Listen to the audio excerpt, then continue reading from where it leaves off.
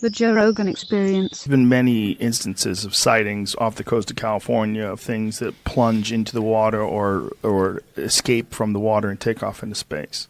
So with the field propulsion system, as Commander Fravor is describing, as Lazar described, it doesn't matter the medium of space, air, or water. There's no resistance, no splash. I mean, this goes back to, when Christopher Columbus reported a UFO sighting. He did? Oh, yeah. This idea, so this has been around. Anyway, this idea, boom, that you can go through these different mediums. Pause for a second. Christopher Columbus had a UFO sighting? Yeah, it's a written account, so it's like... Find that. No video. It's not going to be a video. This is bullshit. I'm shocked. But it's bullshit. Well, see, but that's what's so cool. So Commander Fravor's encounter, it's not the most documented. It's not the most dramatic. However, it has had the most impact out of any sighting because of his credibility and the mere fact that the New York Times picked it up with video footage, radar evidence, and somebody who is as credible as Commander Fravor. It has changed the dynamic of the way the government responds. New Navy protocols because of Commander Fravor coming forward. There are closed-door congressional and Senate briefings. He's been part of them. He's admitted that before.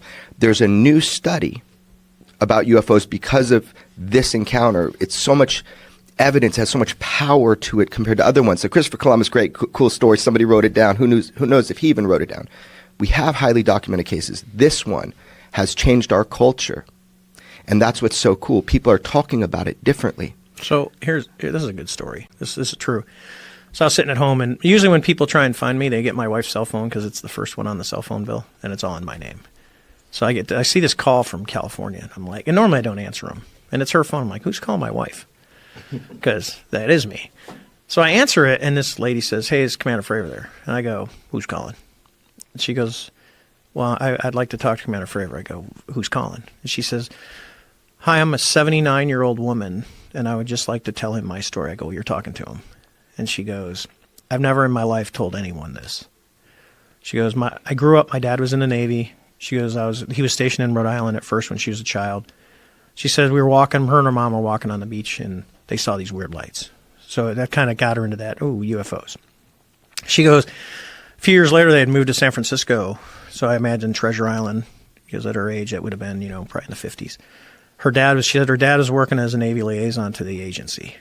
And he came home one day and he had a telegram in his hand. And she goes, for some reason, he let me read it. She's telling me this story. And I said, well, what did it say? She says it basically said, hey, unidentified objects going in and out of the water, and it had a latitude and longitude in it. And he looked at her, she goes, and I'm a child, and I always remember this. She says, he looked at me and said, we get these all the time, and it's always in the same area. And I go, of course. I go, well, you got the telegram? She goes, of course not. He had to take it back to work. I said, you don't have to remember that latitude, longitude. She said, no. She goes, but you seem to be so credible and believable. She goes, I wanted to tell someone the story that I've never told anyone in my life. So that's what you're starting to see is people that, very credible. They're not crazy. They're not making stuff up, but they're coming out and going, hey, I've had these experiences. And I've got a lot of that from over the last 2 years where people just find my email and send me stuff saying, hey, this happened to me, or I saw this. And there's some things that are explainable because I got asked to tell this. So, because I have a sick sense of humor at times. So, like I said, I had all these quals. So we used to fly, they don't do it right now because it's a little bit dangerous, but we used to fly night vision goggles, low altitude in Hornets. All right. So when you put on night vision goggles, they amplify light like a lot. So you can see a campfire like 50 miles away. So we used to do it. The good spots were down in like El Centro, California. There's a range that there's some bombing ranges, but people go camping in the Superstition Mountains, which is kind of north and west of Imperial by I forget what it is, the Springs. It's real pretty in the desert. It'll come to me in a minute. So we would go out at night flying around on goggles, and you'd see a campfire, and you go, oh, UFO time. And then you get the airplane going about 600 knots, and then you pull the power back to idle so you can't hear it. And you get zinging towards the fire.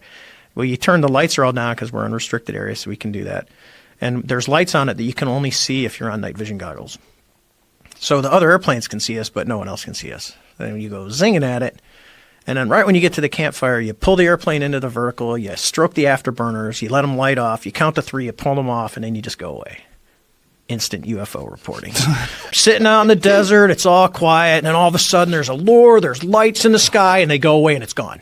The campfire. So you would do that just to fuck with campers? Yes. How rude. Yes, I did it, but like I said, we have a sick sense of humor. Yes, I'm so, sure. So some things are explainable because I guarantee there were phone calls made on some of the stuff that we did. And you're not the only one who's ever done that. Oh, yeah, I'm not that creative, but it's just, you think about it and you go, because people go, I saw this or I saw that because I've got stuff like that. And I go, yeah, I used to create stuff like that, just not tell it.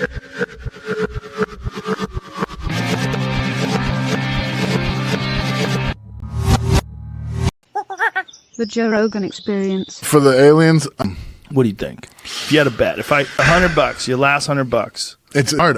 If I had $100 and we were going to find out, I'd say I'm leaning more towards yes than no. I'm leaning more towards yes too. I wasn't leaning before that interview. I wasn't though. I was for the documentary, that Jeremy Corbell documentary, Bob Lazar, Area 51 and Flying Saucers. Mm-hmm. Before that, I was like, mostly bullshit. Is that one available? Like Netflix. Yeah, Okay. it's great. A lot of old Bob Lazar shit too, from the George Knapp interviews where he goes over the details of the craft and he describes it and explains it. And that motherfucker knew about Element 115 in the 1990s.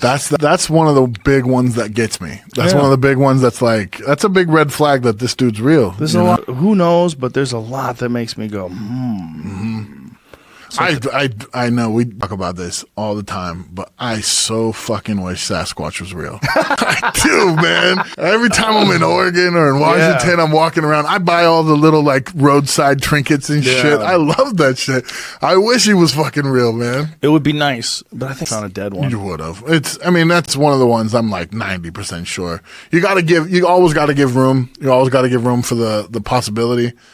The thing is, people really believe and then go looking for it. They invest so much time in it, they start going crazy. Yeah. Like Survivor Man, Les Stroud. Yes. He's gone. Gone. He's gone. He's out there in the woods. Yeah. He's got a pup tent waiting for Bigfoot to knock out the fucking zippers. Yeah. It's weird, man. He's 100% believer now. Yeah. And he does that Survivor Man Bigfoot show. Where he's like, what? I heard a branch snap. Cut the commercial. That's definitely a Squatch. Yeah.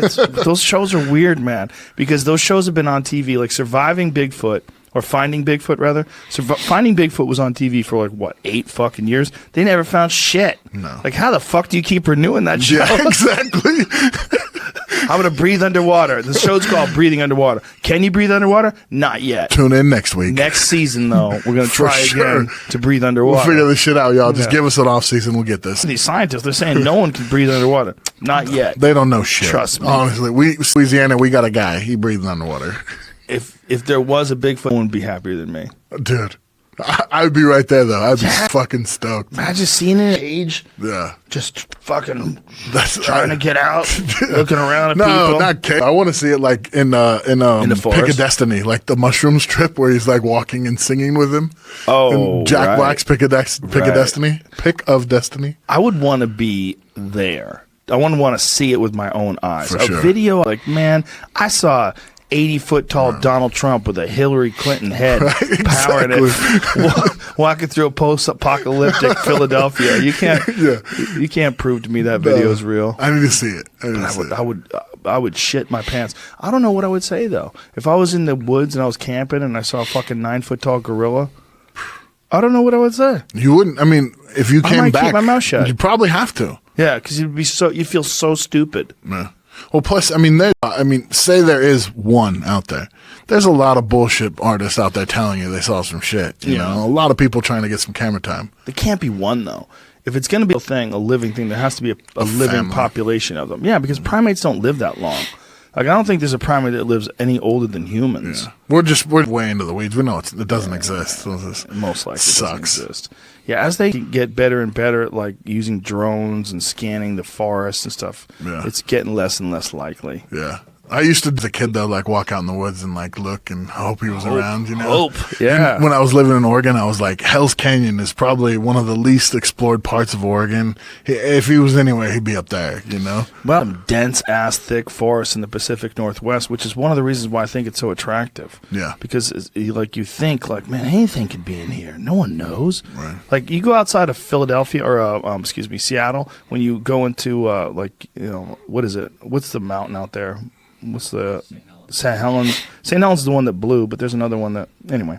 Those big ass mountains filled with soup. The trees are so dense it's like a box of Q-tips. Yeah. Just one after the other. Bang, bang, bang, bang, bang. Yeah. And the forest floor is all pine needles so that nothing would leave a footprint. Right. And then you're like, what? If you saw something 30 yards away, it could disappear instantly.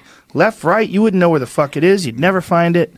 And it could be out there. So I think that also leads to this delusional idea that it might be alive.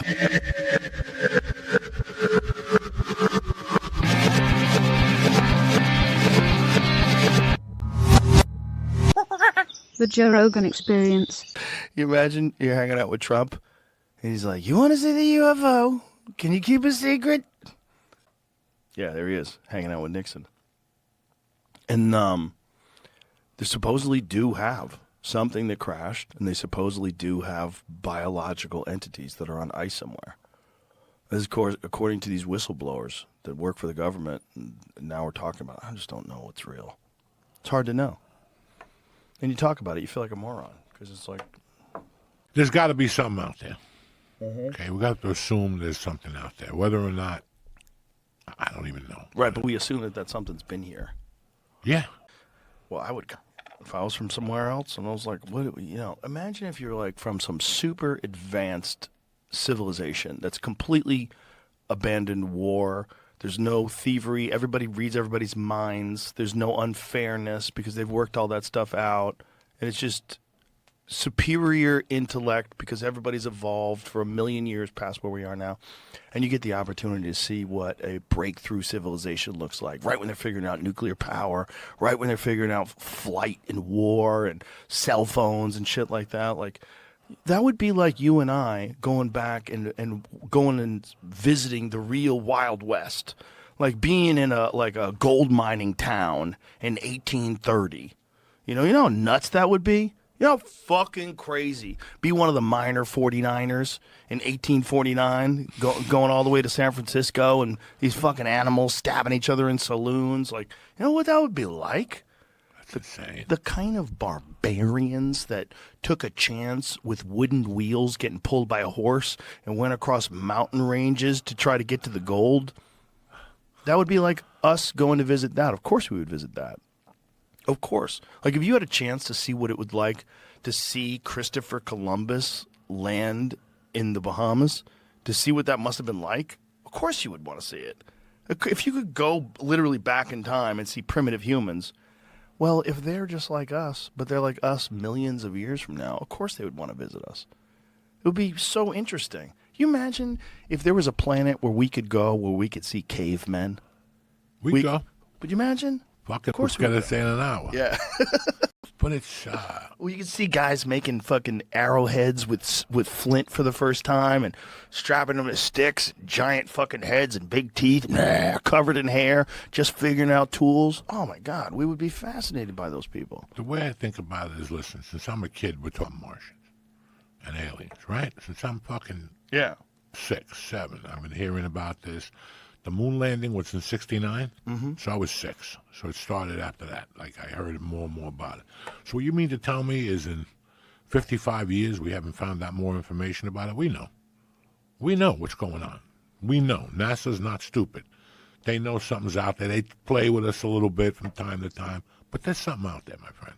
I think so. There's something out there. I think the other problem with the president knowing, can they keep things from the president? Of course they can. The president is only there for 4 years. And then he has to get in there again. And if he wins, he's only there for 4 more years. These fucking people have 30-year careers, 50-year careers in the intelligence agencies. They know. If they know something, and they've known something since, fucking Gerald Ford, why would they tell you? Why do you need to know? We've already been hiding this from the population for so long. And those timers didn't need what's that when you have to sign something? NDA? NDA, like Yeah. NAD, whatever the fuck. Yeah, there was no like, NDAs back then. There's no NDAs back then, Yeah. so there was something to it. Yeah.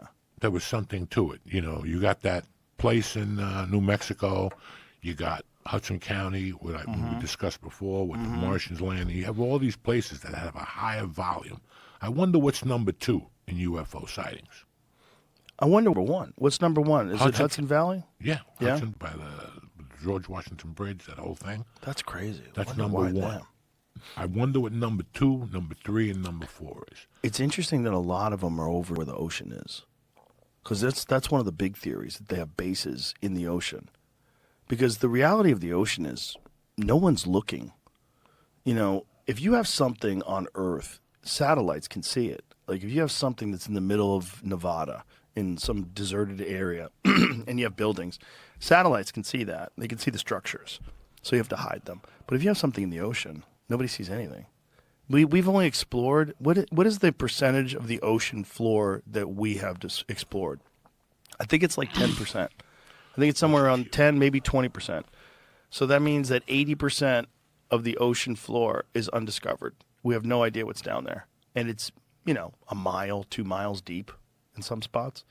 If you're from a super sophisticated civilization that's millions of light years away, and you can come here instantaneously, and you have the ability to traverse in these what they call transmedium craft, which means they can go through air, go through water. Just it creates a gravity bubble around it and go through everything. That's what they think these things are doing. That's what they can go 500 knots underwater, just like nothing we have could do that. And if they have bases under the ocean, it makes sense that these sightings are all near the ocean. It just totally makes sense. A lot happens in the ocean. That ocean's stronger than what you fucking think. Yeah. I love going to a beach and What just is this, sitting Jamie? on the beach and Seabed watching the ocean. 2030. Seabed 2030, what they've mapped out. They've gotten 30% mapped. They're trying to get the whole thing done by 2030. Oh, really? Yeah. Oh, interesting. What if they find a base? Yeah. So you What can if they go- get down there and they find bases? What is all that stuff? What are those lines? I'm guessing that's where they probably sent their drones. Probably. You know, Whoa. Looks like a pool scrubber. You know. It Wow. just kinda Oh, goes. that's crazy. Shit. So they're scouring the ocean floor to try to get them. That's why the aliens are going to come out. Wow, that's Hawaii.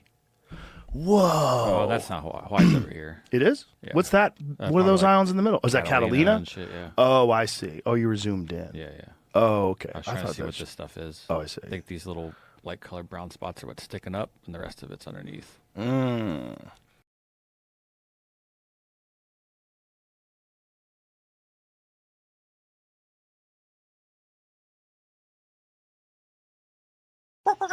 The Joe Rogan Experience. What do you think of all this Pentagon UFO, we've recovered crafts, not of this world talk? Okay, yeah, I think two things. I think, again, can always be true at the same time. I don't think we're the only intelligent life out there. I mean, I'm classifying us as intelligent. But I also don't think we're hiding some alien spacecraft somewhere.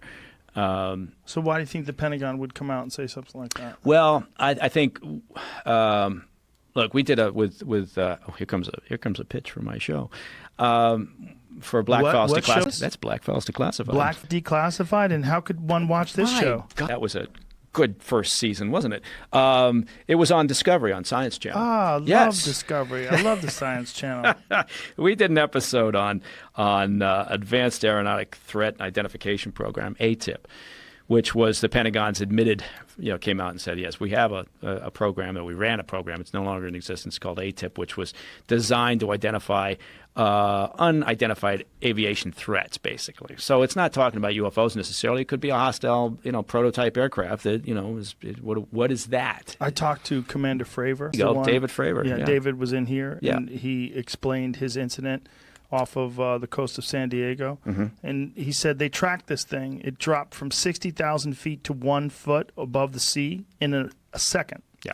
And Single it second. wasn't just him seeing, right? No. There was the radar operators on Exactly. board and his wingmen. Exactly. Yeah. So, but I think They said it was tracking them, and then it actually actively blocked their tracking. and then no visible means of propulsion. Exactly. No right. no heat signal. Yeah, I mean, I think it's look, and he's a very credible. He's as credible witness. as it gets. Yeah, right. And so, I mean, he's not the only one. Yeah, not everything. I mean, but what do you think of that? Yeah, I think we don't. Here's what I think. I think we haven't resolved that issue. We don't know. There was no final report that gave some sort of conclusive evidence that said this is what this this object was. It is considered still to this day to be an anomaly, perhaps they just no clarification, which is interesting in all by itself. And again, kind of goes back to this. Look, are we the only intelligent people? No. But do I think that the government is capable all these years of holding a secret like that? No, I really don't. I think there's much like with MK Ultra or anything else like it, eventually shit hits the fan. Stuff comes out. And I don't think I'm not one of those, and I say this, and I'm sure a lot of people disagree, but I just don't think that the government's capable of keeping secrets for the long term, certainly not of this magnitude. But I think there are certainly things that have happened that we can't explain. And one of them would be the sighting by Fravor. Yeah. Yeah. So, but materials that aren't,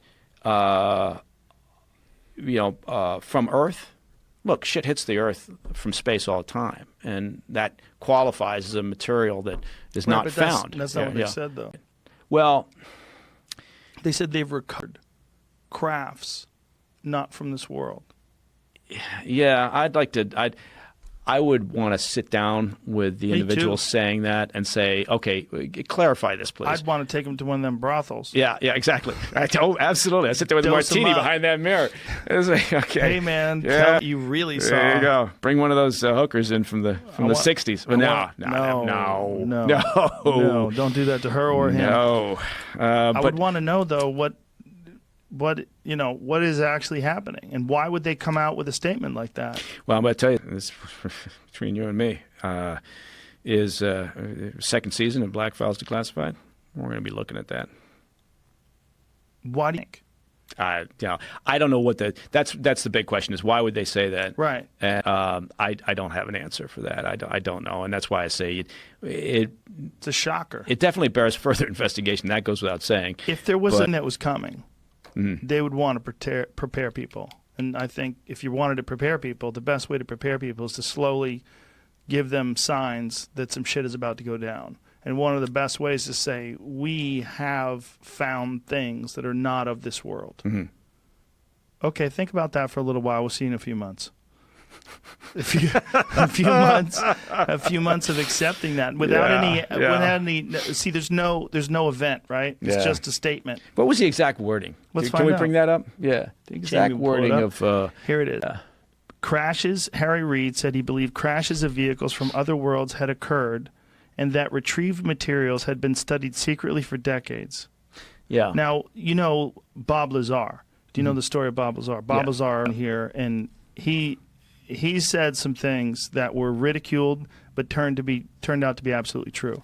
One of the things that he said was that there was this element 115, and that they had figured out a way to stabilize this element in these other planets, and that's what they used to propel these vehicles with a different kind of propulsion that manipulated gravity, and it essentially had created some sort of a warp where they weren't subject to the same laws of physics with this propulsion system that we are with what we have, which is just igniting fuel and pushing the explosion pushes the rocket into space. Which could explain sort of the Fravor sighting. Yeah, and the way he described these vehicles in the 1980s and the early 1990s is exactly the way Fravor's vehicle worked.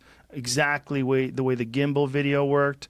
These things, for whatever reason, they fly one way and then they turn sideways. Like if you had a plate, the plate turns up and down, and then that's the way it travels. And then somehow or another, that's how it travels insanely fast. That it does something to manipulate gravity around it. Yeah. It sounds super weird. But the fact that they talked about this in the early 90s, and then this is the exact video that the Pentagon refers to, that you actually see these objects that they can't explain, that don't give off a heat signal, that move in this exact same way at spectacular rates of speed. And then that's how the TikTok craft worked too. Right. Well, I mean, there's a leap there necessarily that you got to make. I don't want to make that leap either. I know what you're saying. Like Yeah. for years, like it's all horseshit. Yeah. I mean, I'm not, again, not saying I'm just saying there's certain parts of this, like okay, Harry Reid talking about it. Well, look, Harry Reid was he was very interested in this stuff. He allocated some federal funds to one of his buddies in Nevada to, create a sort of a center, for examining this and for developing space exploration capabilities. So Harry Reid is certainly interested in this. I talked to Lou Elizondo, who ran ATIP, right? And you don't really get that answer when you say, okay, Lou, was ATIP holding on to materials, that came from a alien craft? No. What they're saying is maybe it was ATIP that was involved in that. Maybe it wasn't aspect of ATIP. the- Yeah. No, that's that. Okay, I get that. And again, I guess what I'm saying is I'm open to say, yeah, fine. Like anything's possible. I suppose in this world, things that I do know is I have a really hard time believing the government could keep this all buttoned up over a period of time. And isn't there a genuine ridicule factor for coming forward that would help? I mean, that's a part of the whole things about all the UFO stories. They're so ridiculous. Well, that's why they set up ATIP to begin with, right? Was so that they could have sort of a legitimate outlet and a place for this to go. But yeah, Fravor himself talks about it. Look, it's not in their best interest to get back on the carrier and say, by the way, we spotted an unidentified flying object. Yeah. But they did, and. Yeah, and you're right. So that's the natural tendency is to kind of look the other way or roll your eyes, and that can act as a deterrent. Yeah, I don't know. But I do think that it bears further investigation. There's no doubt about that. And I think that the ATIP program that the Pentagon was running, for the minimal cost of that compared to the cost of another air asset or a platform of some sort, I think they should have kept it going, right? And they should have normalized to some degree because it's in our national security interest to know. Have the Russians or have others developed materials, right, or propulsions? Everybody's working on new propulsion systems, right? Everybody that has the ability and the resources. So hypersonic craft, that's just coming. Right? That's going to happen, and whoever wins that particular race is going to be further up the food chain than everybody else.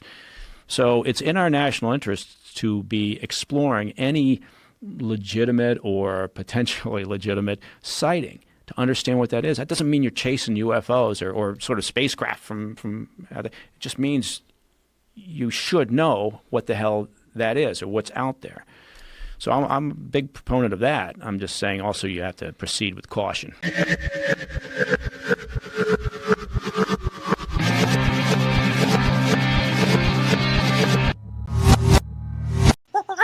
The Joe Rogan Experience. Let me ask you this one then. What do you think about all this, the Pentagon saying that there's crafts that are coming from another world? That's New World Order. What do you think that is, though? Getting people to believe in the fake alien invasion. So what do those things are these people keep saying? It's probably, who knows? The Nazis were scaring their people with UFOs. They made UFOs, and they were scaring people. It's like look at the timeline. The Nazis were trying to develop some kind of an actual flying saucer, and they were scaring people, and they were using look, we're going to save you. Look, UFOs. They were scaring them. The government's going to save you from the UFOs, right? So 1946, World War II's over. 1946-47, Operation Paperclip. That's when we took a bunch of Nazis, and Russia took a bunch of Nazis, and so 1947, Roswell. Right there. Roswell was the beginning of the UFO craze. Right after Roswell, all these comic books, Mars Attacks, in the 50s, all these shitty ass space movies and alien movies. There was Star Trek came, but Roswell kicked it off. That was the first one that kicked it off. So like, wow, that's 1947. That's right when we brought in all the Nazis. Who knows, man? Maybe them Nazis were like, dude, you guys aren't scaring your people with UFOs. You dumb motherfuckers, just get on it. Boom. So that Roswell, like, they just take some craft, and then they get the people that they interview probably think it was real. Like, dude, it was a crash. So you think it was an orchestrated crash just to freak people out? I think that so. seems like a money talk. Oh, you cover it up and hide it? When anything too expensive? When is anything too expensive for the government? But the official answer was never that it was a craft. The official answer was that it's a fucking weather balloon, and everybody believed that. They showed that. But people that believe in UFOs, like myself and you, back in the day, I no longer. I have a different view of UFOs now. But back then, we didn't care that they said, like, the fact that they said that, oh, it's just a weather balloon. We were like, oh, dude, you guys are bullshit, and you're trying to cover up the real shit. So they're playing 3D chess. Exactly. So that's what I think. So you think it's drones? I'm of the opinion. Drones, and you know how there was a little red laser point? You know, you fuck with your cat with that shit? You go, tsh, tsh, it's incredible speeds. Yeah, but there's some stuff. Like the Commander David Fravor one is pretty impossible. For sure they're seeing stuff. Like, I think Bob saw some shit. Yeah. I think they set him up. That's what I think. I think he's telling the truth, but they set him up. That's what they do. That's what William Cooper said. He was set up too.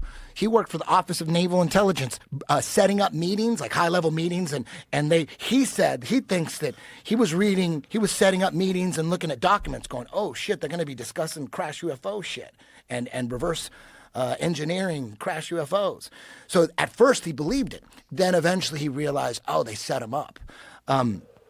So they set him up so that he'll talk about it. He thinks they set up due to talk a lot, big mouths that are drunks. That's what he thinks. They set them up and they fucking, and that's what he set them up, big mouths that are drunks because they know they're going to give out the information. And they want them to talk. So they get in there.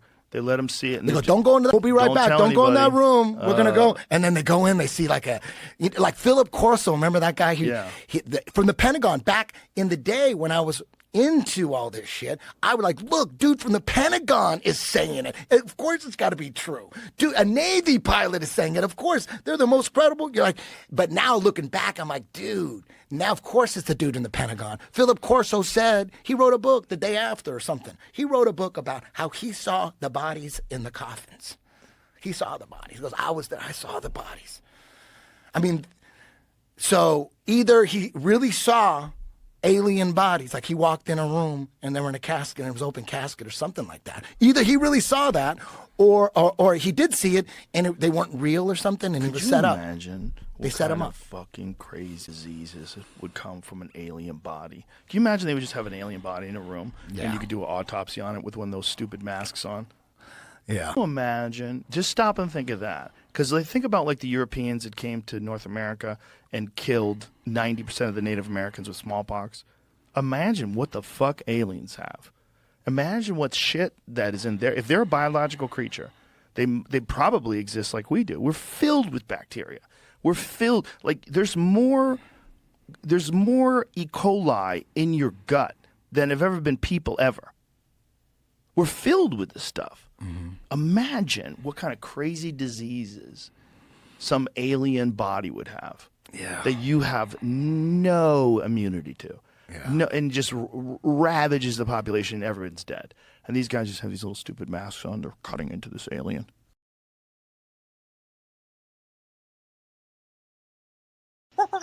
The Joe Rogan Experience. I get occasionally called by somebody from inside.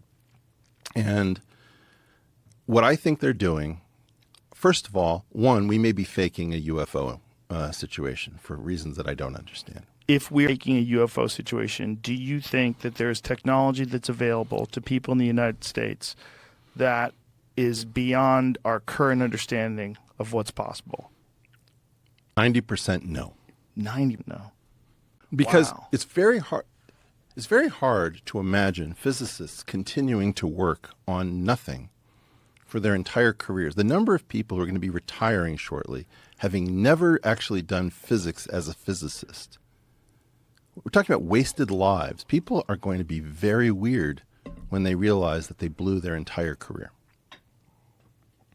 And I believe I can say what many of these problems are. And if you want to humiliate me at a leading university, just ask me to talk. You can put it on video. You don't realize how many things the Standard Model has subtly wrong when we explain it to people. It's not that the Lagrangian is wrong, not that the rules are wrong, but we say wrong stuff. We say, like, there are 3 generations that are only of matter that are only distinguished by mass. In other words, there's 3 copies of this stuff here. This is like the wood version, and then there's the plastic version, and then there's the metal version. There aren't 3. There are 2 generations plus an extra imposter generation, which looks like a generation. I mean, I can get into these things. And that should be a provocation. Somebody says, let's call this guy up, have him out, and figure out what he's talking about. Doesn't matter. I don't think we're doing physics. What are you doing? I think we are playing paintball rather than going to war, and we're giving prizes for generals who command the best paintball army. And then we're referencing everyone else who's actually trying to figure out how to fight to, well, have you submitted to the paintball competition? It's like, no, I don't want to do paintball. I understand that it keeps your skills up. I understand that some of them are transferable. But I mean, like, you've been in street fights?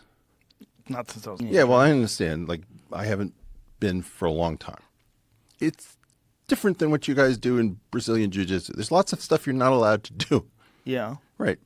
You get in a street fight, it's a completely different thing. Sure. What we're doing is not physics in the same sense. So what they're doing is we're doing safe stuff. Yeah, exactly. They're exercising. And the exercises are keeping people limber.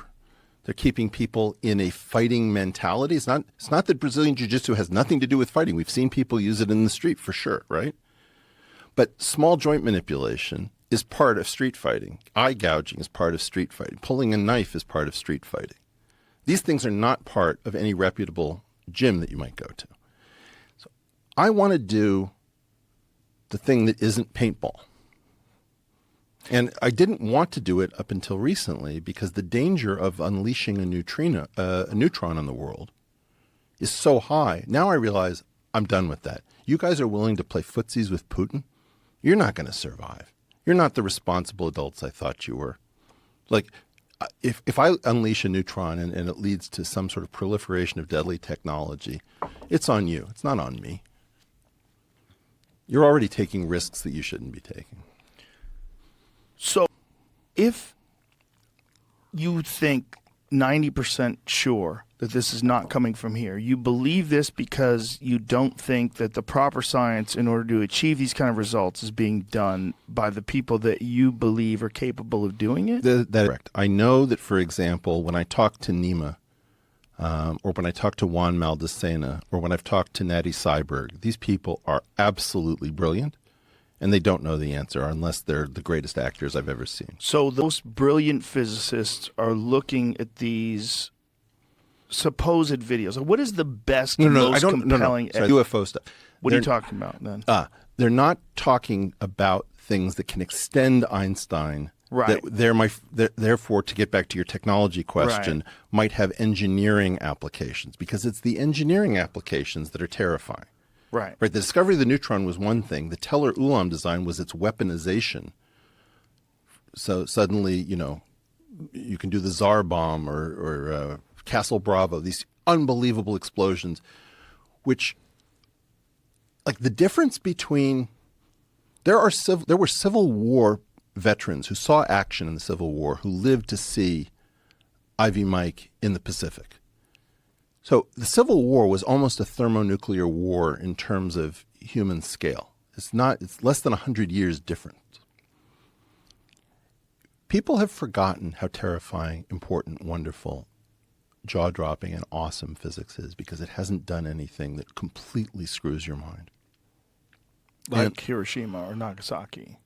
Or Castle Bravo. What's Castle Bravo? That was the test in the Pacific where we thought it was going to be like controlled and like, or what is it, Starfish, where we did an atmospheric explosion over Hawaii, and then the Russians like, hold my beer, Nova Zemlya. Yeah.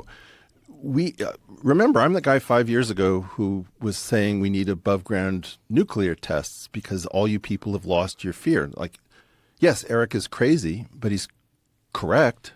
What's this one? That's Castle Bravo. Oh, my shit. God. Right. Like, So they detonated it in that facility, and they expected it to be far smaller than it was? they detonated in the Pacific. Right. But it's right next to that facility that was in the video. Yeah. Was that the facility that was initially filmed? Like, Yeah. what is this facility? That's it. It was Inawak, I forget, Atoll. So, like, It's crazy how long ago that was and how close it was to the Civil War, if you really put it in that context. Well, this is what I'm trying to say is what I'm trying to tell you. Look at that. That's so insane. Have you done this in Oculus? No, I have not. I highly recommend, if they're I not going couldn't- to do a nuke above ground so that we can save ourselves by fear. Look at that. Right, this is religious stuff, Joe. Yeah, it is religious Like stuff. we have announced, if somebody is listening to these tests that we did, my belief is very shortly before you get the ability to traverse the cosmos, if that is possible, you let off a nuke. Right? It's like you've had kids. There's some stuff that happens right before they figure out how to break out of the crib. That's part of UFO folklore, I know. too. Fat Man and Little Boy. That's a big part of UFO, that once they dropped those, that's when all the UFOs started appearing. So the question is the analogy I give, so I talked to Avi about the following thing. I am a fan of something I call the doubly scientific method. The usual scientific method makes a hidden assumption that it never voices, which is if we're going to study orcas, we assume that we are smarter than orcas. Or if we're going to study cephalopods, right, like an octopus, we think we're smarter. And what do? We disguise ourselves.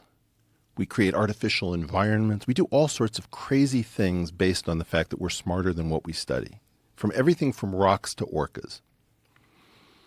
The doubly scientific method says, okay, assume that you're studying a rat in a maze, but you yourself are the rat in somebody else's maze. Now you have to look up the intelligence scale, not just down. And in the doubly scientific method, you have to assume that whatever is studying you is hiding from you the way you are hiding from your subjects. So if you see somebody in a duck blind, for example, and he's studying ducks, you understand that somebody may be hiding from you. And they might be able to use multiple dimensions of time. They might be able to cloak themselves and disguise themselves. Or for example, if you take microscopic UFOs, this cup has a radius of r and a circumference of 2 pi r. The disk that it spans is pi r squared in area. But if you look at this cup, it's much larger than pi r squared because we pushed it out. You could have a sphere where if you could cheaply engineer space-time, not through the Einstein field equations, but through the successor theory that recovers Einstein, you could have an entire stadium inside of a tennis ball. Just the way this cup doesn't blow your mind until you realize that its area is much greater than pi r squared. Why look for a giant floating thing in the sky? If you could bend space and time and you could play with the rulers the way I'm saying, I would put this in a tiny little profile. Whoa. So we're only looking at, in terms of our understanding of the distance between objects, planets, gravity. We're looking at that. All that stuff where if it didn't exist, if somehow or another we lived in some contained environment and we had no concept of space whatsoever, and then we gained access to it, we would be unbelievably overwhelmed. If you lived in some sort of underground facility your entire life, love this, and then one day you got a chance to go outside and see the Keck Observatory in Hawaii, in a clear night with no moon, you would be overwhelmed. You wouldn't be able to believe that the world was as big as it really was, or that the universe was as big as it was. Yeah, impedance mismatch. If you watch meteor showers the way my family does,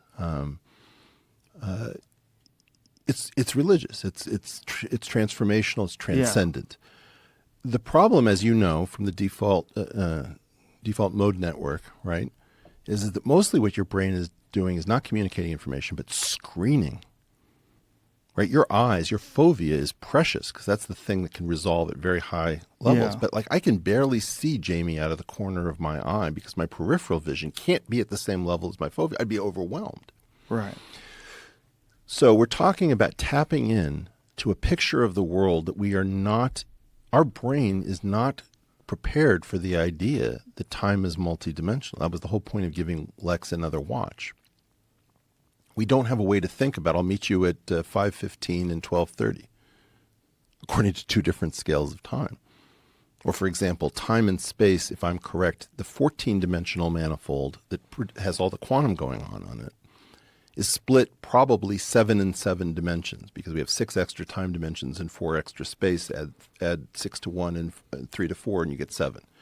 So space and time are interchangeable. There's a duality between them. All of this stuff is like, okay, it's how you hit on chicks in a bar. Hey, let me tell you something about space and time you never thought about. Oh my God. But what? Worked for me. Do you think, now when you were talking about these people that keep mananaing you and not giving you access to whatever they're talking about, do you think they're talking about some sort of an engineering solution to this type of technology? I haven't met in striking distance in 3 years. So how do you have something that you don't, that's going to change your way of looking? Is it possible that you've missed something? Must be wrong. First of all, like this is my life's work. What's right? the way they raised it to you? About it changing the way you see the world. Eric, I'll complain about data, and like that's not the data we have. What we've been showing the public is downsampled, meaning that it's fuzzier, it's low resolution. Like, how clear is it? As clear as you want. How clear are you that there's something to see? You can see it with your own eyes. There's no question. Dude, if I was just shut the fuck up and let them show me, I'd be like, let's go. I'm not any NDA. I'm saying, But you want to. I want to know. You want to know in a different. Look, my life's work is a theory. It's one theory. My entire life is really about one theory. Okay? Like I do this entertainment thing and I talk to people and all this stuff. Bullshit. Really what I am is an academic who realized that you can't do academics inside of the university system and watch it disintegrate into madness as we speak. I figured this out a long time ago. I want to know whether this is right or wrong so much better, so much more than I want to know whether UFOs exist. UFOs to me are an indication of whether I'm right or wrong. You see, it's data. It's an input to me. Mm-hmm. Because so if you're right, that means... If future, it means we can leave, not the planet, but the solar system. We can explore, the cosmos are traversable. If we can leave, anything else can visit. If you look at the entirety of the universe and you imagine that ultimately there are societies that destroy themselves because they get atomic weapons before they figure out how to leave. Some societies are smarter than that. And they'll be able to leave and colonize the cosmos. And for them not to be here would be madness.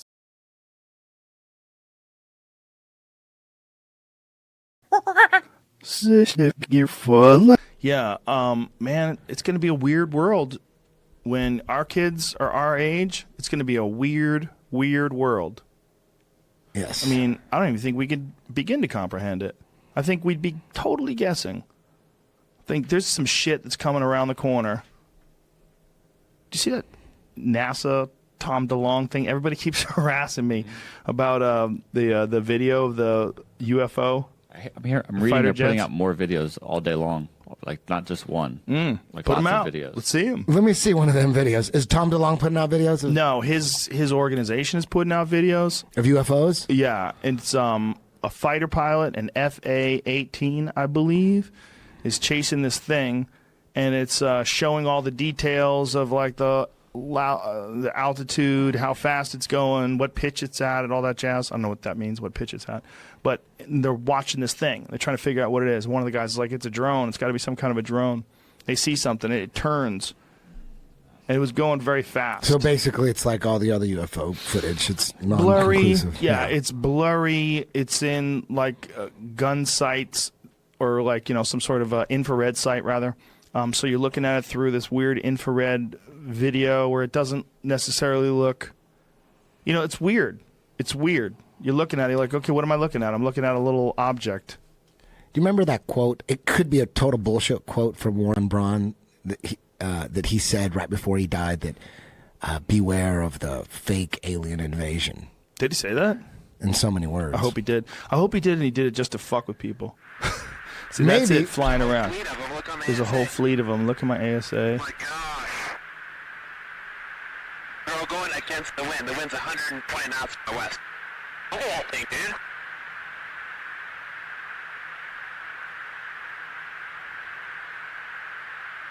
So they're following it for a while, and then it changes direction. That's not us, though, is it? It's not. That is their own us, dude. Well, if there's like... It's rotating. So whatever it is fucking super interesting. And I heard they're now going to fly Travis Barker to Washington, D.C. to talk to people and give him some information as well. No way. No Next, way. Next, they're going to fly Kanye West. They're going to fly him out and show him the secret lab. For real? No. Oh. I'm making this up. Okay. I just think it's crazy fake that as they're fuck. flying Tom DeLonge out. No, it might not be fake. It might be real. It could be. It looked fake. Here's the thing about aliens, right? How often do you think they'd have to visit? I think they could get it done once in the 70s and be done with us. They'd check us out and they'd go, look at these crazy assholes. This is what we're going to do. We're going to fucking, we're going to install some cameras on the moon. These stupid fuckers, they won't even be able to see it. We'll just put some big ass cameras to film them from the distance and let's get out of here. These people are crazy. Like this, they're going to have nuclear power with these assholes and we would never see them again. So like, if that really is a UFO, if it really is from another planet rather, how many times do they have to come here? You don't, I mean, if they are real, how much evidence would you really see of them? Would you see it once every 10 years? How often would they come by? Who had that joke that, was it you maybe? Some joke that, like, maybe this is like the Tijuana of the universe or something? Yeah, this is the Tijuana of outer space. Really come down here when they're fucked up, want to see a show. Was that part of your Yeah. That was old. Yeah, that's super old. That's 2000s, early 2000s. Yeah, I think I'm a non-believer. That's for fuck sure. I think it's entirely possible. Like if I looked up in the sky and an alien ship flew by, I would never think there's no way that can't be real. It can't be possible. I would think, wow, they visited us. I mean, I'm sure there's something out there that's smart. I'm sure there is. It's a matter of what it would look like, you know? Would it even be in a physical form anymore? I mean, why do we assume that everything has to be in a physical form? What are you looking at? Kendrick Lamar says he saw a UFO, but nobody believes him. The Joe Rogan Experience. Well, soon we're going to have war in space, Rory. I don't know if you've been paying attention to the news. Some because of Elon Air Musk? Force guy was saying that we have to prepare for the possibility of war in space. That this is inevitable possibility, probably with drones. Well, let me ask you this: what was your take on that UFO thing? What is this, Jimmy? Space. This was a UK ad for a beer. It's all these nuts in space. Looks They're like, in space drinking beer? It's like Armageddon. Wait, there's British astronauts? I had no idea. Belong beer. Wow. Belong beer. Yeah. Wow. That's cool. British astronauts. Remember that UFO thing that happened like 2 months ago? Which one? And they released, like the government was like, we have no idea what this object is. And you heard the pilot in the air like, what the fuck is that? Da, da, da. I don't feel like I've seen like that. came across Yeah, remember, like they're like the UFOs. It happened right after Tom DeLonge was on here. Oh, like did we watch it? Did we watch the and like video? the government literally confirmed that what it is, and it's a UFO, and it's doing things and then everyone just stopped talking about it. But wait a minute. Like, but that could be. I don't believe these things enough. I barely pay attention. They come my way, and this I was shut them on off. like real sites, right? But what is the video? Can we see the video again? There it is. Let me see it again. Oh, see, stop. Hold on. This has been now. I remember this has been debunked. You know who debunked it? What's his face? Mick West. Mick West from Metabunk.com. What they did was they changed the perspective from 1x to 2x. So when you're looking at something zoomed in, things move faster. Your sight picture is much quicker. When you're at normal, your sight picture slower. So like as you zoom in, everything looks faster. Yeah. So when the thing moved out of frame so fast, it was because it had been zoomed in on, not because it took off at some insane rate of speed. In other words, the pilot was just fucking with the government? No, they didn't know any better. When whoever released the video didn't look at it. These Metabunk guys looked at the video, and you can see all the numbers on the screen. Right. When you look at the video, you see like what his perspective That's is, so X1, funny. X2, and he points out that look here, it goes to X2, and then it just moves out of frame. It's not even that it Yeah, took 'cause off. you're snapping in on it. You're looking at it from a totally different perspective. Yeah. Now you're looking at it from a zoomed-in perspective. That's interesting. Yeah, see if you can find Oh, it. that's so Mick disappointing. West. I found his written It's got a bunch of explanation of pictures. it. My dream was that we were aliens, and their goal was they needed plastic. He's got a bunch of photos in it. See if you can find the photos. He points them out. That's what I was hoping. And they were going to go like, our planet needs plastic. Do you have any? We'd be like, we have like Dude, we so got much. tons. Yeah, Shit in the tons. ocean, you can just take Yeah. it all. You know, and then they just cleaned it all up, and things got better. Like they went to the Pacific garbage patch and just were like, and then they left. Yeah, Pacific garbage patch keeps me up There's at night. a kid who's got a solution to that. Like What a is it? young man who figured out a solution. God damn it! I'm supposed to be in contact with that fellow. Well, I'd be got curious too to know many what that emails. solution is. Some sort of a machine that like skims the ocean for plastic, and it collects all the plastic. Huh. Yeah, and I don't know what it's powered by. I want to say it's powered. It's a solar powered thing. That was the concept behind it. Like a Roomba? Dutch students' giant ocean cleanup machine is going into production. Wow. Inventor says the technology will solve the green plastic crisis, but some scientists are skeptical, as they should be. There are science. Boy on slot. Look at how much it's growing. That's right. I was connecting through How much it's email. growing by? Let me write it down. 8 million tons a year. That's insane. How do you spell his last name? SLAT. Plastic is growing Yeah, by well, 8 million we tons never a year. thought about. We thought once we throw it away, oh, it's thrown away. They've got it. No, shit fall off. There's fucking dumps. They leave it sitting there. Yeah, Birds fly to the dump. They pick it up. They fly away with it. They don't know what it is. The crazy is how like the ocean currents all lead to one place. You know, Weird, right? It's so weird. It's weird that you could see it all swirling. Yeah, and it's like the size of Texas. I think they said. And they say it breaks down all of that particles, or all the rather plastic, into these weird little particles. Yeah, and that's why they're fish out with stomachs full of plastic. You fish out with it, and more birds. Birds are dying, and they're feeding it to their kids, and they find babies in the nest that have these plastic caps filled in their sack. It's really horrible. Horrible. Have you seen that? There's the balloon. To the It's a stars. Party balloon. That's what they saw. Oh yeah. Is that really what they saw? That's what this says. Stop It's on his it. website. Well, it might be that. You're saying they were tracking a party balloon in an F-16? Is that what it's supposed to be saying? Yeah, That the it was in an explanation I had F-16? on the other website said that exactly what you were describing as I was reading it. Like the camera angles were off, and you can follow the angle with the clouds moving Right. with the balloon. Well, if you zoom in on something, that's what happens. I mean, if you've ever looked through a binocular, if you're trying to hold a binocular, the more powerful the binoculars are, the more like the picture at the end seems shaky. Yeah, it's same as Because you're you also zoom in on zoomed your in on phone. If we take a picture, same thing. It's not Right. an optical zoom; it's a digital zoom. Exactly. Yeah. So that was the explanation for the bizarre behavior of that object. Apparently, it That was is just. so funny to me that it was a party balloon. What's that, Jamie? There's another one too that was like this was the day before he posted, which a second video similarly. I don't know if this was the one that everyone was talking Dude, about nobody either, wants UFOs to be real than me. That's why I was asking you about it. Nobody. But I'm also I don't buy a lot of the thinking that goes behind these things, because people just want to think that it's real. They want to think it's real so bad that they're not looking at it completely objectively. If it is real, we got to know for sure, and there's no way you know for sure this way. This just doesn't seem like we know for sure. This seems more like what he's saying is correct. If you see the perspective shift and you see the way the moves shift. But this is what we were talking about earlier about like the government and conspiracy. Like that's a perfect example. The government's like, we have no idea what this is, and we're confirming it was a UFO. And then guys who aren't in the government are like, yeah, it's a fucking balloon, dude. Jamie, scroll back down. What does it say there? This little animation. It says the flare around the much closer engines rotate independently of the rotation of the plane. What does that mean? I'm not sure I get this. I think we're halfway in the middle of this page. That's the problem. They're explaining something in a long, infrared. drawn out. Yeah. See, there's a lot to be horseshit, and people see the video footage and they think, "Oh my God, it's a UFO." Oh no, it turns out it's a oil thing that's on fire in the distance. Like, there's a lot of weird things that you see in these like real blurry infrared scans or whatever that is, night vision scans. Yeah. I want to see some real shit where you look at it and you go, okay. Yeah, definitive That's a fucking proof. UFO. Yeah. Like, what is that? But is that real? And if someone says that there's no way they're going to fake that, then I'm curious. But right now, I just think too many people want it to be real. Yeah, but for so the Pentagon sat on that for like 10 years and then released it.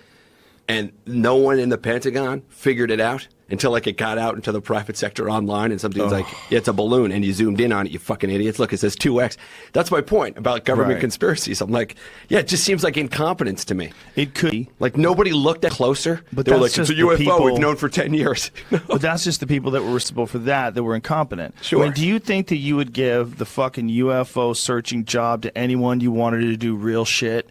The UFO searching job is a job you give to your friend's cousin. That's fair. You get him a job at the That's CIA. fair. Like, That's listen, fair. bro, Yeah, they're like, you are yeah. going to be involved in a top secret operation. Huh? What do Hey, we got? Wachowski, get in here. You We got a job for you. are going to be searching for UFOs. What do you know? What do you Jeepers know? creepers, boss. Well, we're going to rely on you. You've been carefully selected.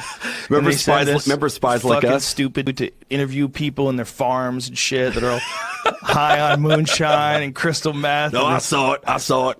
It was lit up like a goddamn candle.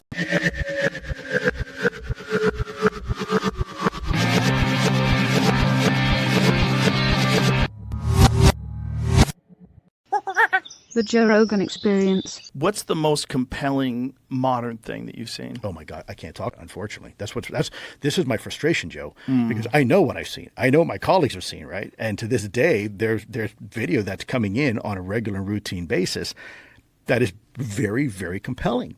And if the How do they American- stuff from the general public? Well, we have quite systems. We hide a lot Right, of but how is it getting filmed? Is any of it getting filmed by the general public, or is all this military stuff? Let me backtrack a little bit. There's a general public that is filming stuff, but from a Department of Defense perspective, our focus now. Arrow's a different story, but when I was in the government, we had to be very, very careful of something that we called intelligence oversight. Back in the 60s and 70s, the U.S. intelligence apparatus, particularly in the Department of Defense, was kind of naughty. They were doing things they shouldn't do. They were spying on students and they were spying on American citizens. You and they don't were doing say. things. Yeah, Crazy. Right? Say it isn't so. So Congress passed some laws and said, okay, you can no longer do this kind of stuff on American citizens, right? You can't conduct intelligence operations on American citizens. You can't do it. It's illegal, right? Okay. So you have Executive Order 12333 and all these other rules and laws and DOD 5240.1 that all come out and say no mas. So Department of Defense is supposed to focus on military. That's it. You don't bring in U.S. persons' information and ingest them into a Department of Defense database, especially a Department of Defense intelligence database. That's a super no-no. That's called U.S. persons' information, and it's pretty much verboten. So our focus was looking specifically at military-sourced information. I was not focusing at all on what the private citizens were seeing because at the end of the day, we couldn't use it. You can't do anything with it. And it's like you got plenty of compelling footage from the military. Overwhelming. There's absolutely no doubt that we didn't have to look at civilian data because we had better collection sensor systems from the military that was looking at stuff and giving us better insight. You can't tell us about, can you give us some sort of an understanding of like what you're talking about? Yeah. Without being... Okay. Yeah. There is a video, high-resolution video, of I can't say what platform it was taken from. I can't say where it was taken from. Okay. But an object that, do you know how large an offshore oil derrick is? They're huge, right? Yeah. They're almost like a small city, right? They're like one city block. They're huge. They're enormous things. There is a video that shows one of these objects underwater that goes by, the speed was calculated between 450 and 550 knots underwater, and it was bigger than the offshore derrick that it was passing because you could see in the video the offshore derrick and you could see this thing zip right by it. Jesus. Yeah. So that's a lot of, right? A lot of them are reported as being transmedium. So that exactly. Why do we use the term UAP, right? Now it's unidentified anomalous phenomenon because it's all domain. Initially it was UFO, unidentified flying object. And for several reasons they changed the name. One of them, not just because of stigma like people think, but because the word flying object means flight. And Right. you have to have wings to fly. That's flight. And these things don't have wings. So that term, we're not even sure is even accurate anymore because they're not necessarily flying. We see them underwater. We see them super high altitude. So the term was changed to unidentified aerial phenomenon. But again, that did not encompass all the observations we were seeing. So now the term UAP, I think the latest description of it is unidentified anomalous phenomenon, to help describe this multi-domain or transmedium characteristic that we are beginning to see and record that these things can do. And that is, I'm going to, if I can digress for a second, because that's super important, Joe. Mm-hmm.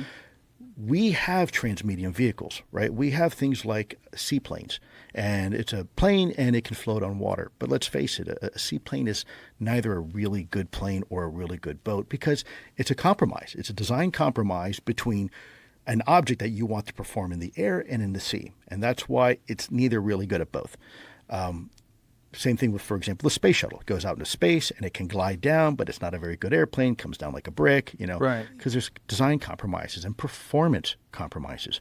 But what we are seeing doesn't have any of that attributable compromise. It's not, these objects aren't slowing down. They're not changing their performance capabilities. They can do the same thing that we're seeing in the air and possibly in space and even underwater. So that is a fundamentally different type of technology than we are used to dealing with. The assumption that they are doing something with space-time and gravity around them, rather than using something like a jet propulsion engine that blasts fire out the back and it makes it go fast forward. Right. That they're doing something that alters the gravity around them. And So- that's why they can go through everything. Yeah, we had some of the best scientists on the team, folks like Dr. Hal Puthoff and some other folks that I'm not allowed to say their names, Dr. Eric Davis and some others, that were doing the calculations, mathematical calculations on how this is possible. And the consensus was by the scientists, not me, because I'm not a physics expert, I'm not a astrophysicist. They were saying that, so let me back up here. Initially, the government for years was trying to identify the different exotic technologies that could explain the different performance characteristics. And it was during the ATIP years that the scientists had this consensus that if you had one type of technology, if you could do one thing, all these other observables now become possible. Kind of think of like a unifying theory. And so if you had the ability to create this bubble around you in a localized area that insulated you from the effects of Earth's gravity. Now, what is gravity? People think that, when I drop my glasses, that's gravity. That's not gravity. That's an effect of gravity. Gravity is the warping of space-time. And that's important because people you hear the term thrown around a lot, but they don't realize that space and time are actually connected. They are one and the same. They're opposite sides, if you will, of the same coin. And so you can't have one without the other. And so you have this ability to create a bubble around you that insulates you from the warping of space-time, let's say in this case Earth's gravity or something like that.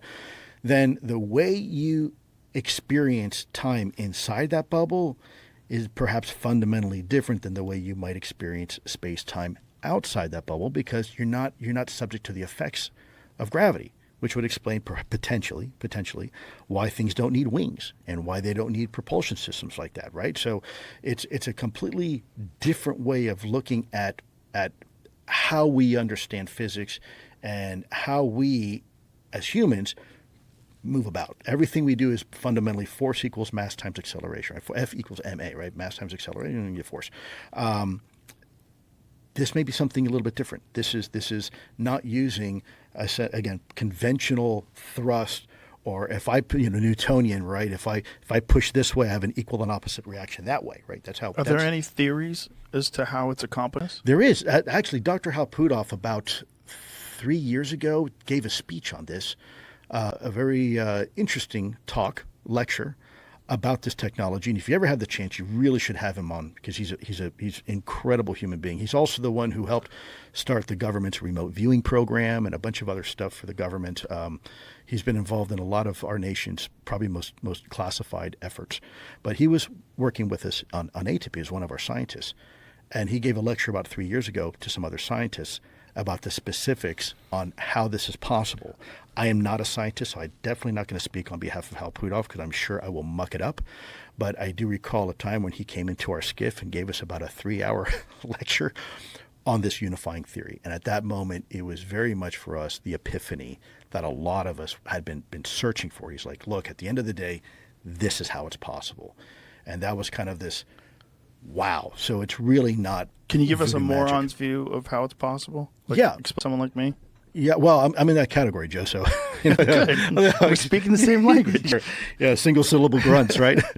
Yeah. So you have an object like this cup on your table, and you want it to be insulated from the effects of Earth's gravity. So you create this bubble artificially using a certain energetic source at a certain frequency, and it interacts with certain material, certain metamaterial. And I got to be careful exactly what I say, but certain skin of the craft, this aluminum via the cup here, and all of a sudden, whoop, you have this bubble around you where what you see on the outside is not necessarily what you see on the inside. In fact, may I do a little more drawing for you? Okay, and forgive me, I'm not an artist, so I'm going to do this upside down for you, and then I'm going to kind of scoot this just a little here. All right, let's do this. So, unfortunately, I know your audience can't see this, but actually it's That's probably okay. good. Some people can. There's a video form of it. Well, I'm sure this will get on. It'll be on YouTube as well. It's probably good that they don't, because I'm not an artist. But Okay. let's say this is a two-dimensional representation of a three-dimensional space. Okay. And in essence, so what you've done is essentially you created a three-dimensional looking grid stacked. It looked like stacked boxes on top of each other. yeah, right. And so you have location A and location B. Mhm. And let's say I go from Los Angeles to Baltimore. Okay. And it takes me 5 hours to fly at 500 miles an hour. That's a function of distance over time. And in essence, you can mark that linearly like this. So I fly, it takes me 5 hours, there I am. Okay. If you had the ability to compress space-time, and not a lot, just a little bit, and you were able to allow these points to be a little closer together, now in essence, what took you, let's say, 5 hours and 500 miles an hour to do it, you can do it in 1 hour, and you can do it in much less time. But to the observer outside, because we're still in the same universe, we would see something like that. We would see this incredible hopscotching ability to, if you will, take a shortcut through space-time. And so what would appear to be instantaneous acceleration, hypersonic velocity, and other things, now becomes a reality. And so that is fundamentally what the scientists had discovered.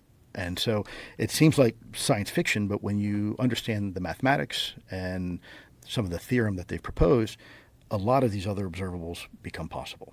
Well, these are essentially just theoretical explanations of how these things are moving.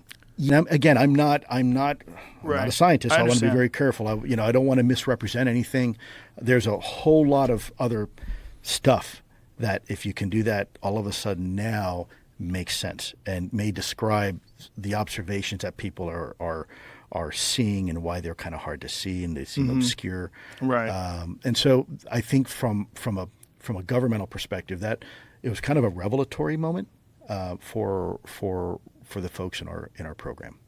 Realize one of the reasons why these things are weird looking is because they're creating. You want a light? Do you mind? Yeah, take this. Thank you. So, the back thing, the other side. Push that down. There you go. Bam. Thank you very much. No problem. So, how much of this is theoretical and how much of this is observed from recovered vehicles? I'm not allowed to talk about what the government may or may not have in its possession, other than that so I went through a very lengthy Pentagon review process. Recently, I wrote, I won't talk about it here, but I wrote something. And I had to go through Pentagon to have a review process. And it took almost a year. In this thing I wrote, I talk about up to the part I can talk about. Mm-hmm. And they approved for me to talk about up to that point. When it comes to what the government may or may not have in its possession, all I can simply say is that there is very compelling evidence to suggest that the U.S. government is in absolute possession of exotic material that is not made by humans. Now, beyond that, I can't really expound upon. I haven't been given permission to talk about it. But what I can say is what I've already said for the record, which has been approved by the Pentagon. I won't get in trouble by saying it. Mm-hmm. Is that we are there's very compelling data to suggest that we are in possession of. Why is the Pentagon teasing us? Why do they tell you? Why are they allowing you to say we are in possession of something that was not made by human beings, but not allowed to elaborate, not allowed to show these very compelling videos that you're talking about that you've seen? Well, two reasons. I don't think they have a choice. I think with now the introduction of cell phones and Ring cameras, the cat's out of the bag. It's the worst kept secret at this point. Two, there is a faction, unlike before in the Cold War, I believe there is a faction of people inside the government that do want this conversation to occur. But equally, there's still a faction of people that are very mad with me.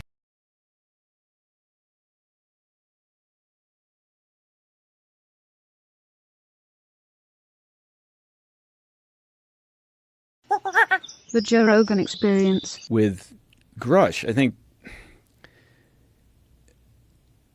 here's my take on it.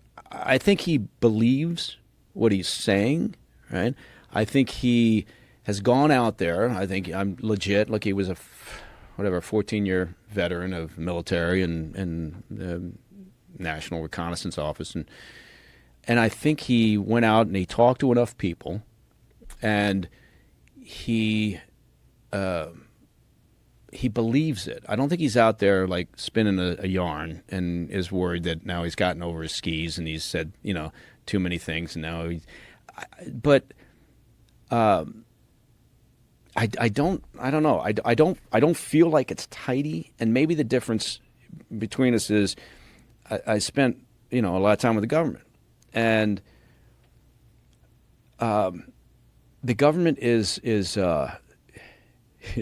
sometimes can be really, really dysfunctional. And it goes back to keeping a secret. The idea that they could have this what essentially is a covert action campaign, to spread disinformation about what they actually know, right? When the easier thing to do is just to have the program, if it's the U.S. government's, development of technology, right? And we're doing this, to have the program and just keep your yap shut about it, not go for a disinformation campaign, not try to muddy the waters by doing this, because in a sense, you're just creating more conversation around it. You're creating, now there's a little bit of a, movement within Congress to say we have to do this. Now we have to. So they're going to look perhaps for a misappropriation of funds, right? Because they're not going to pursue like the UAP issue necessarily, right? But they might be interested in pursuing misappropriation of funds.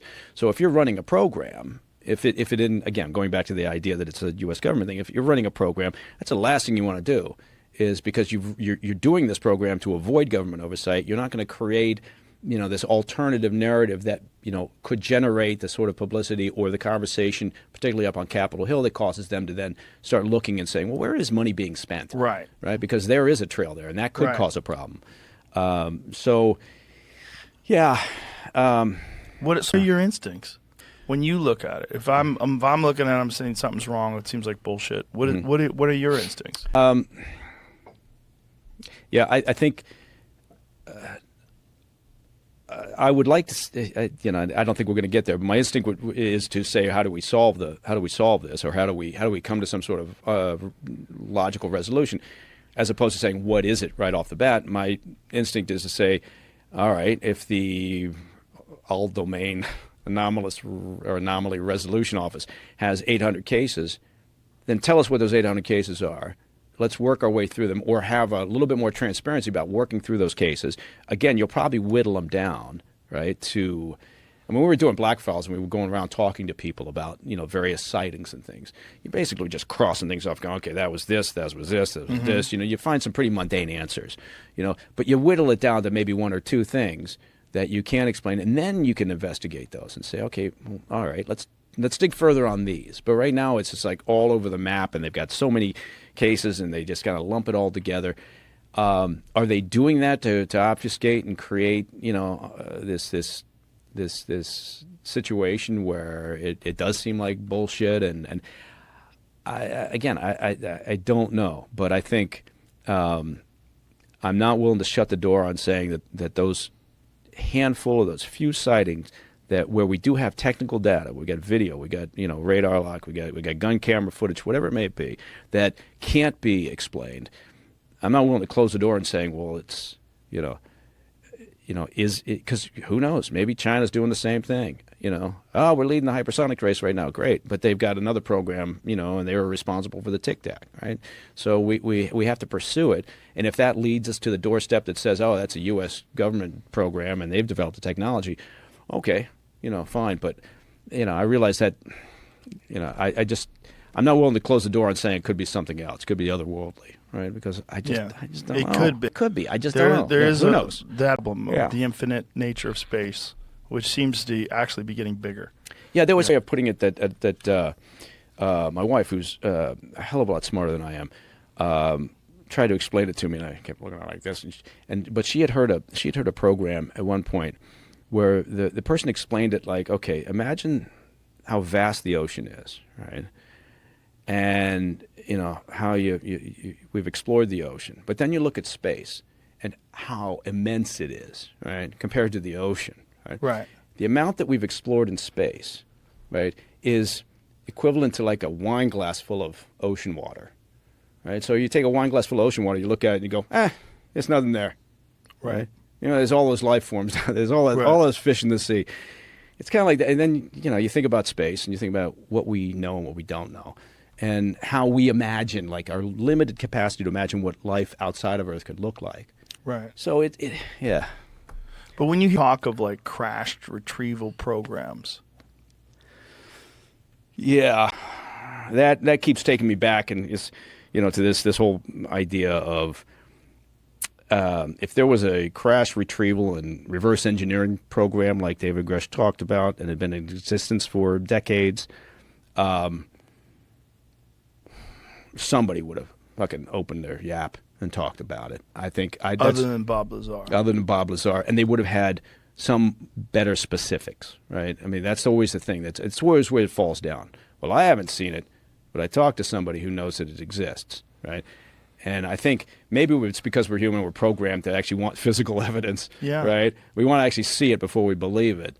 But that really hasn't happened yet. What's one of the things that's fascinating is the narrative has shifted so wildly from it's completely preposterous to credible people like David Fravor and Ryan Graves and all these different people that are talking about multiple sightings, things that completely defy our understanding of what a vehicle is capable of doing, hovering completely motionless in 120 knot winds, all the whole, whatever that thing is, the cube inside a sphere that they keep seeing over and over again. Right. Like, almost hit one of the aircraft. Yeah. And, the fuck is that? Yeah. And then they land. So I think, one of the good developments out of all of this, and one of the things that may eventually lead to transparency, right? Because it will provide an avenue for these sightings, whether it's commercial or military pilots, as an example, to report it. Right, and to be more, and for the government to take, perhaps, again, it depends on whether it's a big conspiracy or not, to investigate in a more logical manner and in a more detailed manner. So I think just again the sheer act that we're talking about it, which then takes me back to the idea that if you're running a secret program, you don't want people talking about it, so you're not going to muddy the waters with a false narrative if you don't have to. Right. If your concern is that someone's getting close to the truth and you got to do, okay, then maybe so. But, Do you think it's also possible there are patriots that do think that the American public deserves to know about this information and they have been sitting on it for a long time?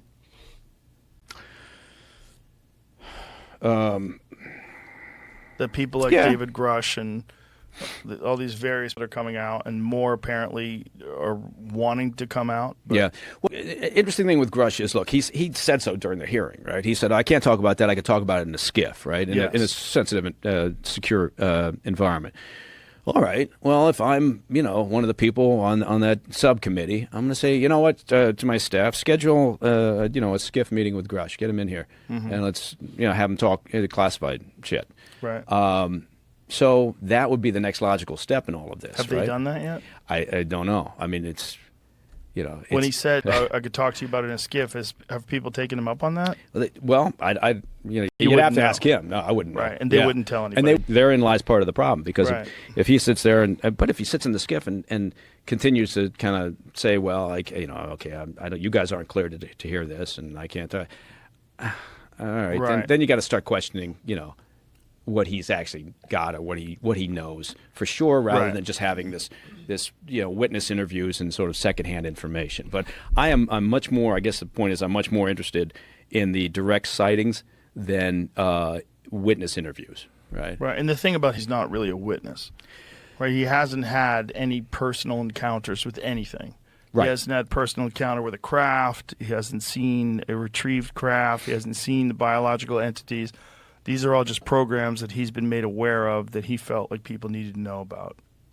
That's the narrative. And again, not to disparage anybody, right? I mean, look, he's, if in fact, somebody leaked his medical records, which it looks like, did happen, right? Then that's pretty bullshit. Mm-hmm. Somebody needs to figure out what the hell is happening. Let's see this. The information from Grush, who's unable to discuss specifics on what he told the Pentagon's watchdog arm. Lawmakers want to sit down with the former official in a sensitive, compartmented information facility, a SCIF, to get additional information from him. The group has been blocked, however, by officials that have informed them that Grush doesn't currently have security clearance to discuss the issues in a SCIF, according to Burchett. We think that we'll get there eventually. It's just frustrating. I'm ready to go, and the American public are ready to go, he said. Luna argued that the SCIF with Grush could help lawmakers better understand the type of legislation they need to write regarding UAPs. She said she supports legislation that would declassify information on the phenomenon. So there seems to be some issue of secrecy and what possible to discuss or legal to discuss. Well, yeah, look, the government casts a very wide net when you're talking about classified information. Right. I mean, the government has overclassified information for decades and decades, right?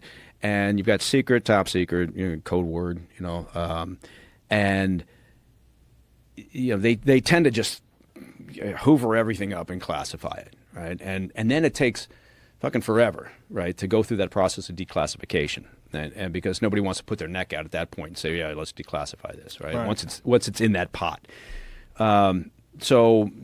But the question is, great, you're saying, you can talk about it in the SCIF. Well, damn it, then that's the next, that's what the subcommittee should be doing. That's their job, right? If they're curious, right? And if they're sincere about trying to get to the bottom of this, and that's theoretically their job, then they should, because again, going back to the main thing, and people can say, well, why are you wasting your time on this? But you can always circle back to the top line, which is, it's for national security purposes. We want to know what the hell's going on. Right. And if so. Yeah, we'll see. I guess that's the question that should be thrown at Grush, or should be thrown at the subcommittee members. I'm also shocked how few people care. I feel like people are so overloaded with information today because of social media and because of the news cycle. People are so overloaded with information that this barely registered on people other than UFO nuts. Yeah. Yeah, I mean, there was a surprising amount, I thought, anyway, of sort of mainstream media coverage.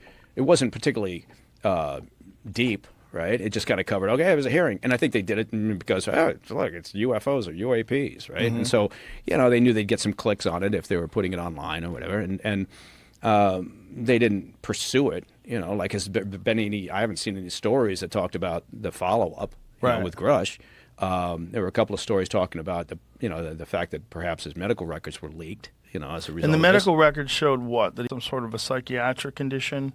That he had an event or something like that? PTSD, I think he, some suicidal depression issues. Standard stuff with military veterans. He had done his time in Afghanistan, right? And so, that doesn't, it means nothing, and Means except for the nothing. fact that it shouldn't be out there. Right. The record should be damn well private. Well, not But only isn't that what we want, why don't you shut your little dinger off there, fella? is that me going? Yeah, that's why your phone rang, What the too. hell? God, Got to learn how to use that little switch on the side.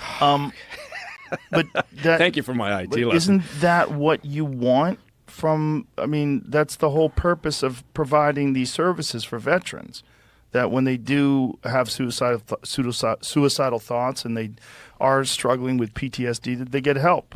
I mean, the idea that they're shaming him and saying that his report is not credible because of this seems ridiculous. Bullshit. Yeah. It's totally bullshit. Yeah, and he said he's come out since and said, look, I did help. I'm in a better place.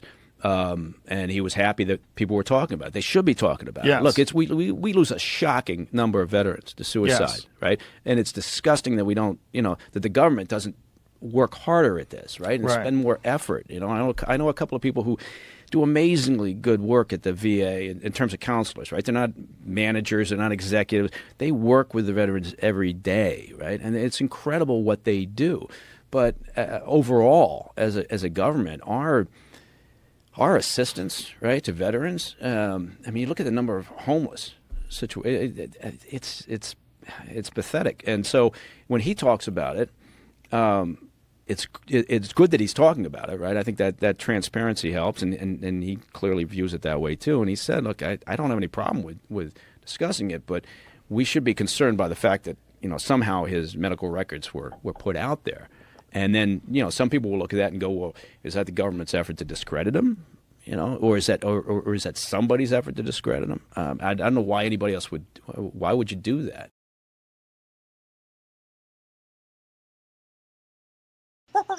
The Joe Rogan Experience. Yeah, but I think that there's just very little that people really, the level of understanding that people have. Like, imagine the fact that we were fucking around with like nuclear bombs like 70 years ago. Like, no one even really knew what was happening. It's just like accidental, like just dropping them all the time in the ocean. Oh, yeah. Like, fucking crazy. The videos are insane. Dude, nuts. I showed them to a friend of mine the other night at dinner. Like, this is what it looked like. And you see the look on his face when the fucking mile-high wall of water comes out of the ocean. Oh, my God. It's so big, it doesn't even make sense. The best, like, right, holy fuck. Right now, we're talking about this Russian hypersonic missile. And, like, can you believe this weapon that, like, Russia has? Like, I was like, wait a second. The U.S. spends, like, 10 to 20 times the amount of money on weapons than Russia does. We have all that shit. I mean, but the hypersonic missile, I mean, that's probably what those UFOs, quote unquote UFOs from the videos that were circulating a couple of years are just, because those things are fucking crazy, man. The ramjet shit, that. But it's crazy. Is like Art Bell, when we used to drive on tour back in the day, like it'd be like we'd listen to Coast to Coast at night. There's nothing else, but you could find that scary ass shit, and you'd be looking over like the, Arizona skyline, like looking for shit. Driving in the middle of the night, hearing this this. Bell, that's the best. And like around the time that's when Art Bell's like family got kept. You're like, what the fuck is going on? And George Norrie would come on, and then they were talking about ramjets and all kinds of shit. Like, I mean, that shit. It's actually, I think the ramjets what the powers the SR-71. Like, essentially, like it takes a whole tank of fuel to get that thing just up and going, like Mach 1 or 2, whatever, and then they have to refuel it to get it like ramming, whatever. So, but like those. So they refuel them in the sky? Yeah, it takes a whole tank to get them where they need to go. That's the wildest shit ever. Pumping gas in the sky. Dude, if you see the potential of these hypersonic missiles, have you? Dude, they like without even a warhead, they have like a megaton explosion just from the velocity of the speed. They can go like Mach 15 or something. And they can change course. Yeah, they can't just predict. Oh, this one's going to go to Seattle. No, it can turn left. It can go south. You know that scene in like it's like Superman 2 where they have the ICBM and like he's like riding it, like dude, that's fucking insane. I think you're right. That's probably a lot of what those UFO sightings were. I think a lot of the other ones are drones, like the ones like the famous one is that Tic Tac one that they found off the coast of San Diego. I think in 2004, Commander David Fravor saw this object that they had tracked. They even recalibrated their device apparently to make sure that it was accurate. But they read this thing at more than 50,000 feet above sea level, and it got down to 50 feet in less than a second.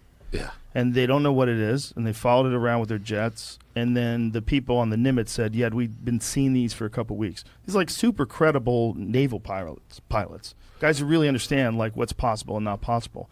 And they watch these things dart off and just vanish with the kind of speed that like is just impossible. No propulsion signature.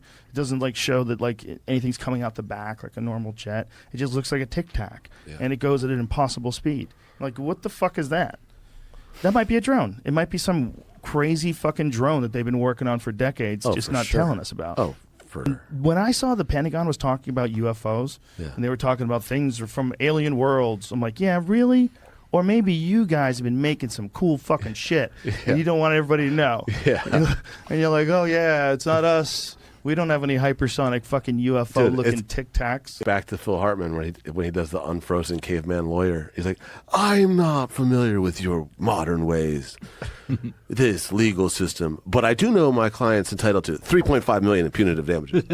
It's like, it's alien technology. We don't know where it's Why would the Pentagon ever tell us? Because I always wondered, like, because Tom DeLonge, he actually like worked with the government. Like, they brought him in to talk about aliens because he's that much of an alien freak.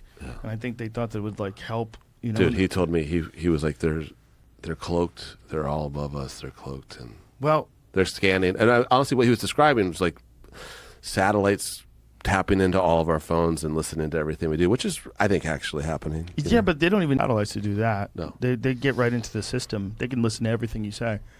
That's Gavin DeBecker, who's a security expert on my podcast, was explaining. You'd used to have a clickable link. It used to be a thing you had to click, and then you would accidentally, without your knowledge, rather, download some sort of a software that would take over your phone. Now they don't need that. So now they just need your phone number. They get your phone number. They're just listening to you. They're watching everything you do. They can do whatever they want now. Dude, imagine the stupid conversations that these people have to listen to. Yeah, well, it makes more aware of how fucking stupid your conversations are if you think they can come up in a trial with Johnny Depp and Amber Heard. Oh, like, my God. That kind of shit, when you realize, like, oh, my God, like, everything you've ever said. And he's now reading, like, text messages and shit. The vessel I donated my jizz to.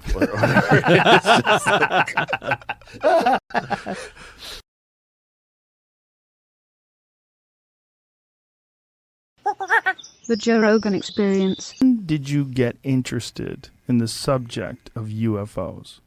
That happened at a surprisingly early age. I was 7 years old at a boarding school, and the principal of the school, a friend of his, had photographed video, an old reel-to-reel Kodak movie camera, had taken a home movie of a video of a UFO flying in beautiful blue skies, cumulus clouds, huge golden disc that comes into the picture and banks, goes into a cloud, and it disappears into this sort of wispy cloud in a way that would be very, very hard, I think, to fake somehow, particularly in those days with no computer-generated imagery. And it comes out the other side and then sort of goes off over the horizon. And I was stunned and flabbergasted, and myself and all the other kids ran outside that night and were looking at the stars, and it just sparked my curiosity, a lifelong curiosity. Once you got into government, and once you were there, you're basically there, you had to start asking questions like, did you wait a while? Like, how long did you ask for? You're like, hey, what do you guys know? Yeah, well, for a long time I waited. Very rarely. I looked for openings. I looked for opportunities. So, for example, the stigma is so great that you're reluctant, obviously, to raise that issue. A couple times there were some natural opportunities. So one of my colleagues on the Intelligence Committee was going to Hawaii for some oversight trips, meetings, and he went to the Maui Space Optical Tracking Facility. And I said to him, while you're there, why don't you just check and see, do they ever see anything weird they can't explain and so forth? So he did, and Pete called me up and said, hey, you wouldn't believe this. I've got this videotape here, and it shows these weird things. And so I talked to the Air Force people. They sent the tape to us. Turns out it was totally unclassified. I showed it to Senator Cohen and some others, and it ended up on national TV. Actually, but didn't generate any further response. Everybody just kind of threw their hands up in the air and said, well, that's interesting, but we don't know what to do with it. It was Ted Koppel's Nightline show that this tape was played on. It showed sort of 5 objects moving parallel to the ground, possibly in formation. They're in the atmosphere because they're burning, they're interacting with something. There's plasma coming off them, which wouldn't presumably be happening in space, but they seem to be too slow to be meteorites. So it was mystifying and difficult to explain, never did get an answer. Occasionally something like that would happen, but by and large, the issue almost never arose. The issue is a weird issue because if you bring it up in the wrong company or at the wrong time, you could be dismissed as a loon. Did you feel that when you were there, as a person who had a budding interest in unidentified flying objects and what have you? Did you feel like this is a politically risky thing to discuss, especially to discuss like in serious terms? Like, do you believe in these things? Like, what are they? What do we know? Was that an issue? Absolutely. I concealed my interest in the topic for years and very carefully, and confided to a few trustworthy friends, had a few heart-to-heart talks with a couple individuals when I found a fellow traveler who was interested in this topic, but by and large, absolutely wanted to conceal that and not reveal that. You know Clinton? No, I did not. He would be the guy that I would go to. There was a request that came to me once that I think was from President Clinton, and it was one of the astronauts claimed to have seen a UFO out at Edwards Air Force Base, and it was videotaped, he said. And he described this in his memoir and wanted the president to get hold of the tape, of the video. And Secretary Cohen came back to the Pentagon from a meeting, and a message came down to me to go to try to find this tape. And unfortunately, there was I got nowhere with that. The Air Force was adamant that there was no such tape, there was no such information. Anything they had on UFOs had been destroyed. So I had one of these situations that's very common in this area, which is you have just 2 apparently credible sources, but utterly conflicting, irreconcilable information, which seems to happen often in this field. Being as you were in government and very close to literally the machine that runs the world, what's the general perception when people are discussing these things in Washington? What's the general perception of what's going on with these things? I'm happy to say that it's changed. That perception has changed considerably in the last few years. People feel like they have permission to talk about it. And after the New York Times article and subsequent press, beginning in 2017, December 2017. And that sort of gave people permission to talk about this. And I've actually had Pentagon friends who said, this is kind of cool. We don't have to go in the closet to talk about this anymore.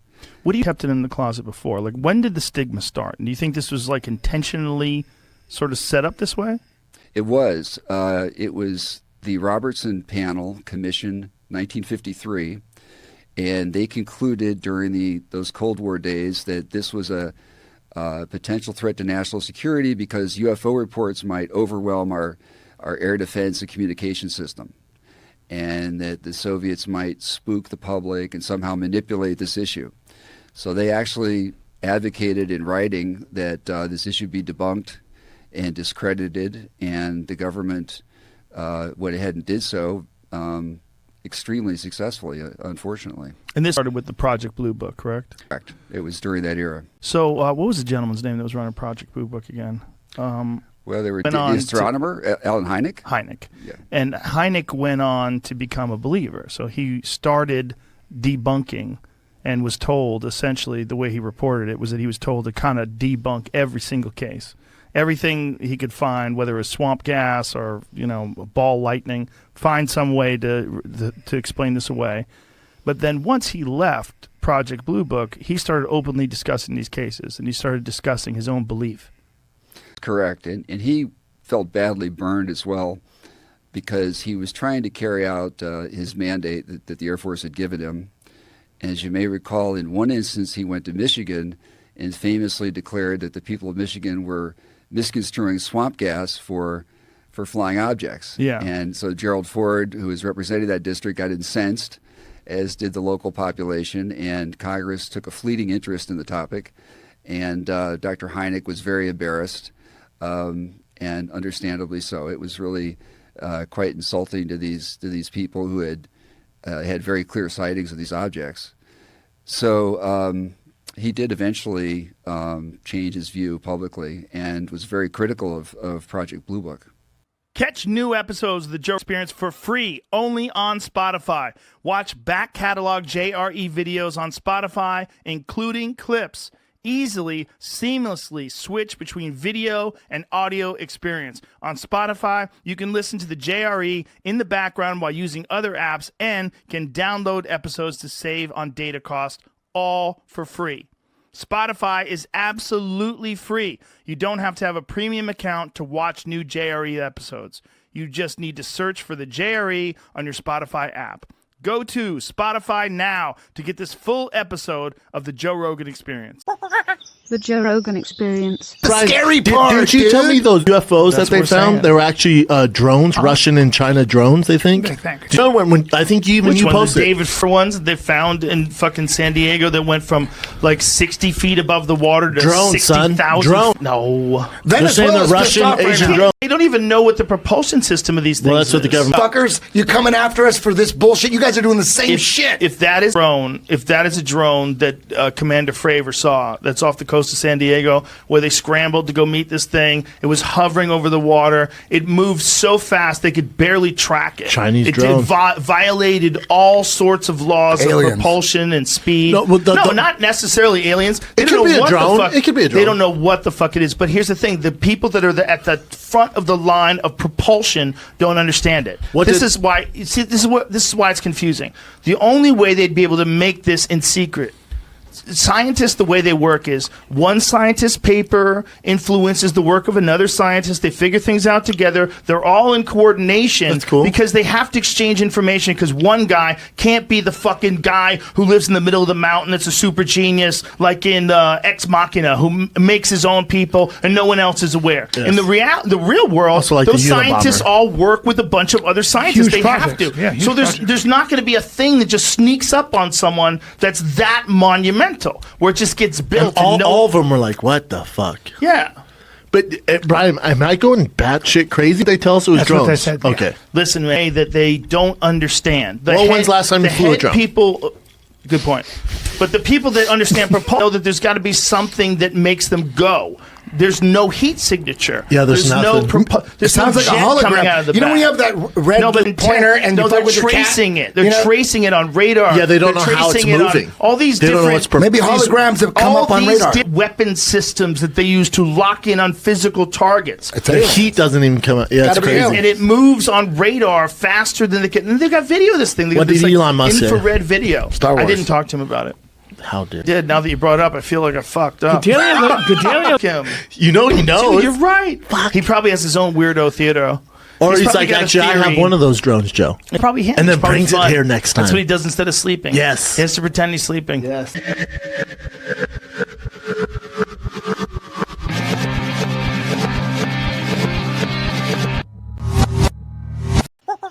The Joe Rogan Experience. And if you're one of those people like me who, I've always loved the idea of UFOs, I became extremely weary talking to people who are UFO believers and UFO fanatics because there's so many of them that are full of shit. And not just full of shit, they're childishly delirious. Like the way they talk about things. I mean, there's so many people that I'm in contact. They reach me in the night and they explain to me what we're doing to the ocean is wrong. And like, you're like, okay. This is one of the reasons I want to do the show. I'm sure. Well, it's no joke. We've had people literally camp out on our front lawn, and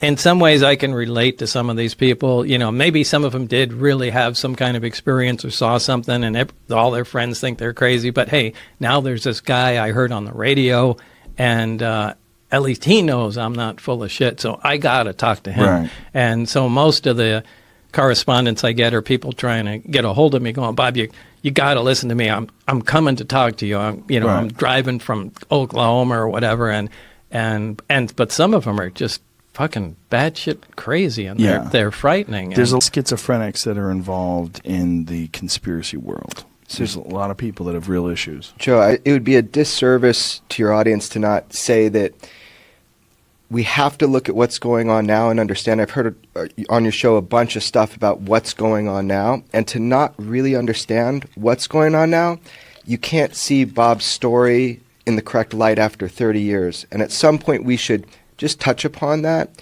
The biggest being that things like the Tic Tac UFO case that came out, I've heard people, even on the show, say, oh, there's a glitch in the radar. That's a data poor perspective. You just don't know yet what's really going on. Commander Fravor, I was able to get the interview with him, to talk with him way before it became public. I got that from him. He saw it. Other pilots saw it. This is a big thing that's going on right now. They had more sightings on the East Coast recently, cubes with spherical ores. These are not aerodynamic, and these are the people we trust to defend us on 9/11. Commander Fravor protected Los Angeles on 9/11. So we trust them, but they're not trained observers.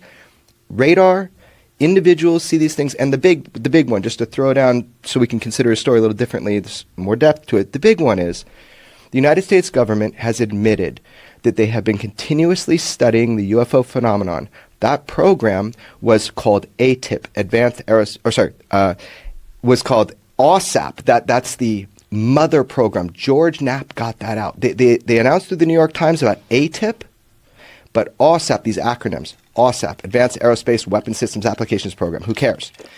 That was the mother program. So they've admitted we didn't stop studying UFOs in 1969 with Project Blue Book. We don't think it's crazy. We actually want to reverse engineer the technology. That's why on your other show, you said, what's this AAV thing? It's like they're making up another UFO name. Well, hold on. There's a reason.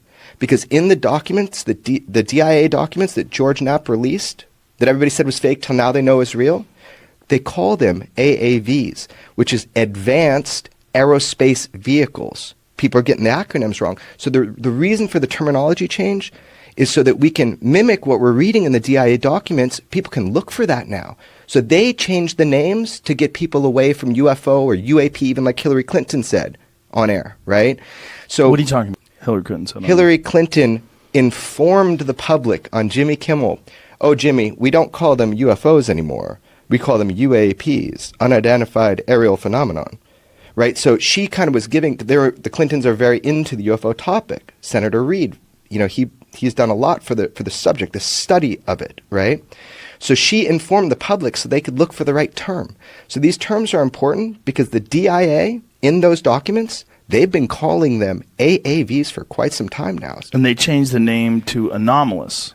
No, that's Advanced? kind of a misnomer. No, so they always mess around with things, but it's actually advanced. Right, but when they're describing it in the news, they were calling it anomalous aerospace vehicles. Totally, and that's also saying anomalous aerospace threats, AAT, right? Because they want the sense of a threat. Right. So my point is, if people don't know this now and they think this stuff is fantasy, this part of it, that we're studying it, that we take it seriously, we're spending money on it, and that we're getting great data from visual pilots to radar. That's why we know it's aerospace. They dropped from 80,000 feet. But guess what? That's the top scope of the Spy 1 radar is 80,000 feet. So the radar system they were using, it was coming from above that. So my point is this.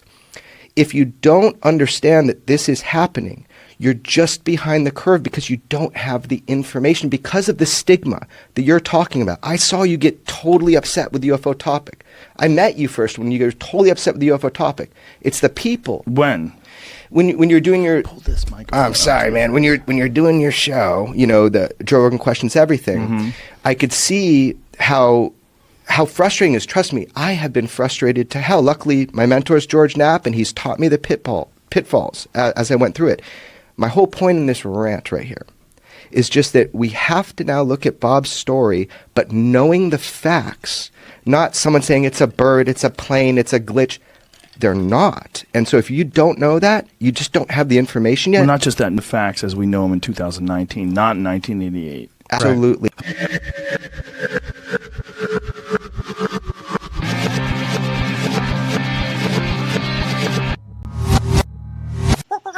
The Joe Rogan Experience. Last time I saw you, I don't think the Pentagon had come out, because it was actually during the pandemic where the Pentagon came out. I don't think we talked about this last time, did we? I don't think so. Where no. they said they've recovered alien crafts. They said we have recovered crafts that are not from this world. Exactly what they said. Up, young pull that up. That exact quote from. It's a sketchy. The Pentagon. It's a sketch. The It's Pentagon actually didn't say it. Yeah. There's the guy from Vegas, the guy from Nevada. What is his name? Is he a senator from Nevada? Harry Reid. Harry Reid. Someone that former senator. Pentagon former contractor was the one that said it. Oh, you're thinking of you're thinking of he's got an aerospace business out there that was funded in part by taxpayer money. That it was a sort of a project of Harry Reid's in a sense. I'm struggling to remember the guy's name. I should remember it because we've talked about it. Lear? No. Aerospace buddy of Harry Reid's. Can we Google? Is that the Skinwalker Ranch guy? No. This is this guy is. They've actually still got a business. He's still developing right now. I think what he's trying to do is develop portable living. Yeah, that is a Skinwalker Ranch guy. That is right. Yeah, okay, sure. That is the guy. Yeah. Okay. Yeah. I know who you're talking about. Yeah. The name's on the tip of my tongue. I know.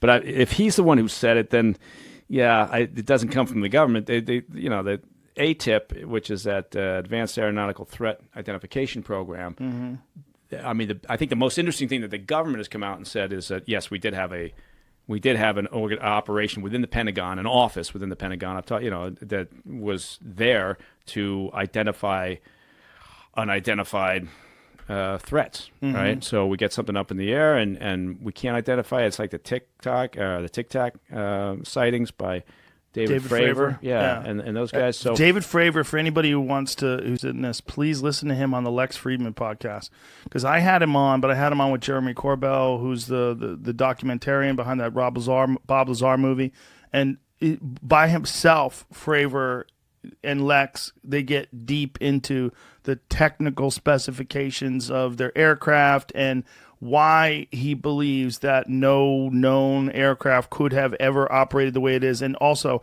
how it was blocking their tracking devices, which is technically it's an act of war, but also it showed that it was aware of them. Yeah, he's very credible. I mean, Yes. he's extremely credible. He's a good guy. I've talked to him a handful of times. I've sat and reviewed the gun camera footage with him as he's walked through it. Very credible, right? So that was a perfect example of why they had set up ATIP, right, within the Pentagon. Apparently not funded anymore as an operating office. Because they probably got some new shit to tell you about, yeah, because exactly. that one got out there. Got to close it down. That's in the New York Times that's already. What you do. That is what they do, right? Yeah. Well, Yeah. I mean, or you reallocate it's all in the budgets, which is again kind of why we do this show for Science Channel called Black Files, because we're chasing the budgets. finally, right? Jesus Christ, I know. We're I 2 hours. got like 2 other promos I haven't even touched yet. So if I can help, people are thinking, wow, he's really slow this time. But yeah, if you follow the money, it's like an investigation, right? If not so much follow the money, but if you start pulling on those threads around budgets, or it's like with investigation and asset tracing, getting bank records is absolutely key if you can, legally get them during the course of an investigation. But with military operations, oftentimes those budgets for the most interesting projects and operational elements get buried into something else. Mm-hmm. Right? That's just the way it works, right? And so that's where you To can maintain secrecy. But that's it's so it's an exercise, and we don't obviously with Black Files we don't identify anything that's currently classified because we'd all end up in the who's gal. But we're looking at some pretty interesting things, and it speaks to where programs are going currently, right? You look at some things in the recent past and you say, okay, this is where this new development is heading. And it's an interesting conversation too, because for people that don't like secrecy and they don't think we should have secrecy, for national security and for the development of things, like the stealth bomb or like a lot of other things that show that we have military superiority over our enemies, it's important. to have secrecy. Oh, yeah, absolutely. You can't function as a secure and safe and lasting republic without it, right? There's just no way. Now, people will say, "Oh, we should have transparency around everything." No, you got to draw the line. You got to you want to not overdo it, right? So you want to. That's where I was going to get to. Right, but the overdo it part. But you've got to have the ability to protect sources and methods. You've got to have a sort of a need to know policy around certain things, right, within national security concerns and the intelligence community. But yeah, again, it can be used as a weapon. You can overdo it. But if you don't have security, you don't have the Manhattan Project. Right. No, absolutely. Yeah. We don't. I mean, you don't have many things. That you think about keep us safe. You think about. China. Look at this. Now I'm deep into the show, and I'm just now bashing China for their theft of economic intelligence. But you look at the effort that they make in terms of stealing our intellectual property and research and development. Right? I mean, the idea that you don't protect your most critical information, whether it's operationally important or whether it's just, again, R&D for development of materials, and that speaks to the strength of your economy and so yes, certain things have to be kept secret. But again, you can overclassify things, which tends to happen, right? You tend to just because you're trying to protect everything, right? So I'm just going to overclassify, and that also creates a problem then. So, trying to strike a balance, it's a human endeavor, so you never really get it right, I don't think. But this is where people feel like the line when it comes to alien spacecrafts, and if the government knows and is aware of alien spacecrafts and alien technology, this is where the line of secrecy and being sworn to oath, where it crosses over into a need to know for the general public. Mm. Bob Lazar's story, the story about him working for S4, he was a physicist for Los Alamos Labs. That's been proven. He was on the employee list there. He also was listed in a newspaper article when he put a jet engine in a Honda. That he was a physicist at Los Alamos Labs, and he was a propulsion expert. Says he worked for Area S4, and says he was hired to back engineer UFOs, and says they never could figure out how these things worked, and that they were never going to because they really couldn't, because they were trying to keep everything secret. They couldn't share all this information with the general scientific community. And he's like, science doesn't work in these containment bubbles. You can't compartmentalize science and have only a few small propulsion experts sit around and try to figure this thing out, and then they fire and bring new guys in, and no one ever gets it. Right, which is what you use against. I mean, if I'm trying to pull information out of another nation, right? If I'm targeting intelligence from, they're developing some new ballistic missile system or whatever it is, propulsion system, then yes, I'm gonna play off of that desire on the part of engineers and scientists to have a collaborative community, right? And the Chinese do that very well, right? And particularly when they target Chinese Americans working here in the U.S. in potentially sensitive positions. This idea that we're all working together, and this is just what we should be doing. We've done. My company has done work trying to protect information for companies, pharmaceutical companies, is a good example, where the scientists, the engineers, the doctors need that free flow in their mind. They got to have this free flow and this collaborating and this sharing of information. And meanwhile, you got the other side, where the bean counters and security personnel and all that, and they're going like, no, this is the lifeblood of our company. We can't risk losing this information, so we got to lock it down to the degree we can. Those two things don't necessarily coexist all that well together, but you got to try to find some medium. So, I think, there's the fact that the government came out and talked about ATIP. I thought it was a big step, right? That's a big deal for them, right? I mean, that they would discuss that. Do I think that they're hiding? Again, I don't take anything. I wouldn't take anything off the table, right? Frankly, because I don't know, right? So it would be stupid of me to say no. They definitely aren't holding on to some propulsion system that isn't of this world or whatever. If I don't know it, I can't say absolutely not.